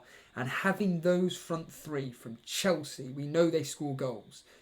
Man City, we know they score goals, and Aubameyang. Those three are just, at the moment, certainly Aubameyang and Aguero are just freaks of nature. So yeah, and like Penguin said and yourself said, Kev, you're more excited going into games with attackers than you are relying on premium defenders potentially getting clean sheets. I'm never going to be worried about, oh no, well I would be, but not to the extent of like wanting to, you know, end the game by saying that, oh my God, Trent Alexander-Arnold's gone and scored a free kick. I'll be thinking fair play to him. He's a fantastic player. Whereas if, for example, Aguero blanks, but Jamie Vardy, I don't know, whatever, I'd be more inclined to think, for crying out loud, that's just so unfortunate. But, Kev, before we leave, have you got any final thought? Oh, actually, hold on a minute. Let's see if Norbs is back. Has Norbs taken the pillow off his head? Norbs, are you there? Hello. Yeah, sorry, mate. The sound is, yeah. Take the pillow off. Yeah. Statman, have you got any final thoughts before we let you go? And I really do appreciate you sticking around for the past hour or so. No, it's been good. Just good to have a yawn, as they say over here. I've been pretty quiet. You know, I haven't been in the huff. I've just been taking a step back and looking forward to, you know, getting back into the swing of it, and really looking forward to hear what comes of the big meeting from everyone, and going forward as, you know, part of the community. It's pretty exciting, and that's why I jumped on this stream in particular, because it wasn't solely FPL based. You know, there was an interesting new subject matter that was being bounded around there, Steve-O. So yeah, just like the rest of the guys, I'll be waiting intently on the news coming out. So yeah, good luck with the stuff. What I will say is that, number one, thank you genuinely for becoming a member. Really appreciate it. Didn't have to, but it doesn't matter. We don't need to talk about that. But all I will say is that I think what will come out of this meeting is something exciting for the future of Elite FPL. Let's just leave it at that. I will just say that, and it will definitely be worth finding out details whenever those details are announced. Kev, thank you so much for joining us this morning, or in the evening in your case. Cheers, Steve-O, mate. We'll catch up soon. Absolutely. There's that and there. FPL Penguin, same to you. Do you have any final thoughts before we You're right. finish off? Yeah. Sorry, say that again. Any final thoughts? Yeah, before we end the stream. No, I'm just hoping for another green hour game week this week, and not FPL related. Former Chelsea Arsenal keeper Petr Cech has won on his hockey debut for his new team. Sorry, he plays hockey, does he? Hockey, yeah, he signed for a hockey team in somewhere, I don't know, so called Guildford Phoenix. No. How Petr Cech. I know, it's random. Petr Cech. How bizarre. How ironic as well, playing in a sport where he had a serious head injury and everything, and now he has to wear a helmet to protect himself from a ball which is like a cricket ball. How ironic is that? Penguin, like I said, just get in contact with me and Jason regarding a collaboration, and yeah, we'll sort something out. Will do, mate. Will do. Thank you. Cheers, dude. Thanks for having me on. See you, mate. Cheers, dude. There's FPL Penguin there, another YouTube content creator. If you want to check his content out, by all means, just type in FPL Penguin on YouTube, obviously. Right then, let's call it a morning, shall we? We have been going on for, I may as well round it up to 3 hours. Not long before the 3 hour mark has hit, and I cannot believe that has been going on for 3 hours. That is, in the words of Sahil, if you're watching, he's my work colleague, that is mental. But yeah, what are your thoughts? What are your thoughts on that team that I have now officially confirmed with that madness. To be honest with you, it's crazy. I'm excited with that team. I think that team for me, what's the words I'm looking for? It just makes you happy, in the sense of I don't, as I said to you, I don't panic about not owning defenders. It's the midfield and strikers, essentially the attacking side of it, in which I think to myself, wow, I'm scared. I hate saying that all the time, but I'm scared of not owning those specific players. And yeah, I'm happy with that. It's one of those where it will come to Saturday and I'll be looking at that and I'd be thinking, do I go into panic mode and think, Christ, what am I doing? Let's go back to what I originally did and say, no, thank you, Penguin. Cheers. See you later, man. I mean, Darren Walsh, someone that's doing very, very well in the ranks. I think he said he's like 20 in the top 20, in the top 30,000, whatever, or top 40,000. That team is shooting you up the ranks, and yeah, I mean Vince Chapman straight away. If you look at, I mean I'll be here all day, but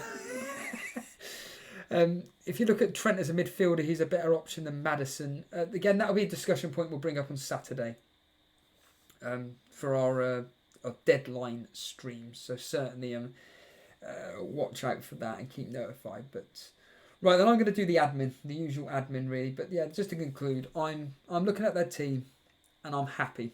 I think that's the key. And like I said, I am approaching this. I'm kind of approaching this now. Again, this is based on no research. It is literally my research is talking to you guys on stream. End of the day. I don't. People like Kev that we've just had on Statman. People want to do all the notes and everything.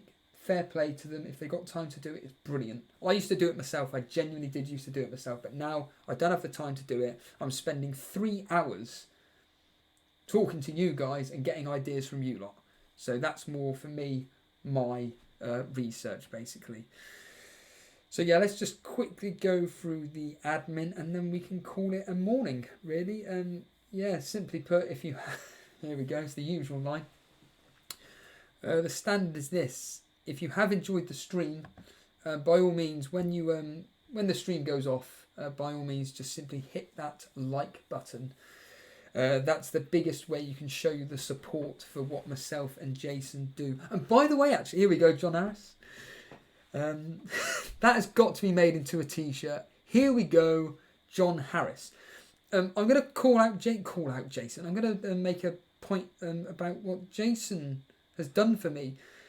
There is a slight change in my setup up on screen. They are very, very subtle, but they're still changes all the same. So on the bottom left, we've got all the information scrolling along the screen regarding our free mini league. So the Elite FPL mini league that's free, abdkzz, so Alpha, Bravo, Delta, Kilo, Zulu. That's the mini league to be part of for free, and then the rest of it is just other bits like elitefpl.com, and of course the Discord link and Twitter and Instagram at Elite FPL. Then on the right hand side, you'll notice underneath underneath Lascelles on screen right now, you'll see a star. Well, that there is the latest subscribers to our channel, so you may even see your name if you subscribed over the last 24-48 hours. Your name may pop up there as the latest subscribers to our show. And then on the right hand side, it's the latest donations, although surprise I haven't got which it should have been running, but it hasn't. it should be the latest donations, but because I haven't had something running, it won't show up. But it may even show up now. But so, for example, it should be coming up now. But at some point, FPL Penguin's name will show, and so will the Cape FPL. Both their names will show up at some point. But I didn't have something running basically, so I don't think it will work. But basically, underneath Den Donker, there's a pound sign, and that shows the latest people that have donated to our stream as of late. So yeah, all I'll say to MSK117, tune into the stream on Thursday. You'll find out who we're all captaining on for Game Week 9. Simply put, that's all I will say. Just who we will captain is going to be happening on our preview show. Other than that, yeah, back to the admin. Yeah, like I said, if you've enjoyed the stream, just simply hit the like button. If you have been watching and you're not a subscriber, despite what I was saying about subscription and everything, but if you do want to help the show to grow, obviously subscribing to the show is the best way to help support our show, again, along with liking the video. Just simply hit that subscribe button, and of course hitting the notification button will bring up the fact that these spontaneous streams are happening again. I wasn't supposed to be doing a morning stream, but this is what's happened. I've decided to stream this morning, and no one would have known about it unless you're on Twitter and if you've hit the notification button. So hit that notification button, and straight away, just like that, it will pop up and you will be able to come and see the stream and come live on air. And of course, talking to Twitter, that's where I immediately put up the adverts for when we are going live. Elite FPL, at Elite FPL. So follow us on Twitter, at Elite FPL, the same as Instagram, at Elite FPL on Instagram. You can check out our website if you want for merchandise, if you fancy more. And talking of which, we've got a bit of a surprise on Thursday regarding merchandise. So Thursday evening, but elitefpl.com, if you want to go there and purchase something, by all means, like a shirt or whatever, a mug. Yeah, there we are. There you can also participate in the predictor game, although it's a bit late now participating in that, but whatever, you can all do that. Other than that, I'm going to call it a name. And yeah, I mean, I've been going on for 3 hours now. I have done it. Gabriel Derop. I have made it 3 hours. And I mean, I don't want to keep banging on about it, but FPL Penguin making a point. I thought you were going Penguin. FPL Penguin making a point there about these morning streams. But like I said, the future of Elite FPL could be a morning stream by me and an evening stream by Jason. Creates a bit more of that storyline, the narrative, the rivalry between me and Jason. Who knows? Resi Desi making the point, will there be an Eat Sleep Elite repeat shirt? I'm sure if you speak to Jason, get in contact with Jason, Andy. Speak to Jason, and I'm sure he will be more than happy to do so. Yeah, there we are. That's the point, John. Making the point. I prefer the morning streams, and I know that this is mainly aimed at our Southern Hemisphere fans, but because not everybody around the world can attend our morning streams because of various places in the world. So I'm glad that I accommodate for you guys that are essentially in New Zealand and Australia. South Africa, I get told a lot as well. Don't get to see many of the live streams. So yeah. So you never know, in the future it could be just morning streams by me and evening streams by Jason. But again, stay tuned for future. Other than that, Thursday, where we've got a surprise for you guys regarding merchandise, and also a guest host. So stay tuned for that. So a guest host on Thursday for our preview show. It's going to be at 8 o'clock. Again, stay tuned on Twitter for all information regarding that. Other than that, I'm going to call it a morning. It's been 3 hours, 3 minutes. I'm 22 minutes shy of 10 o'clock, Si. So, yeah.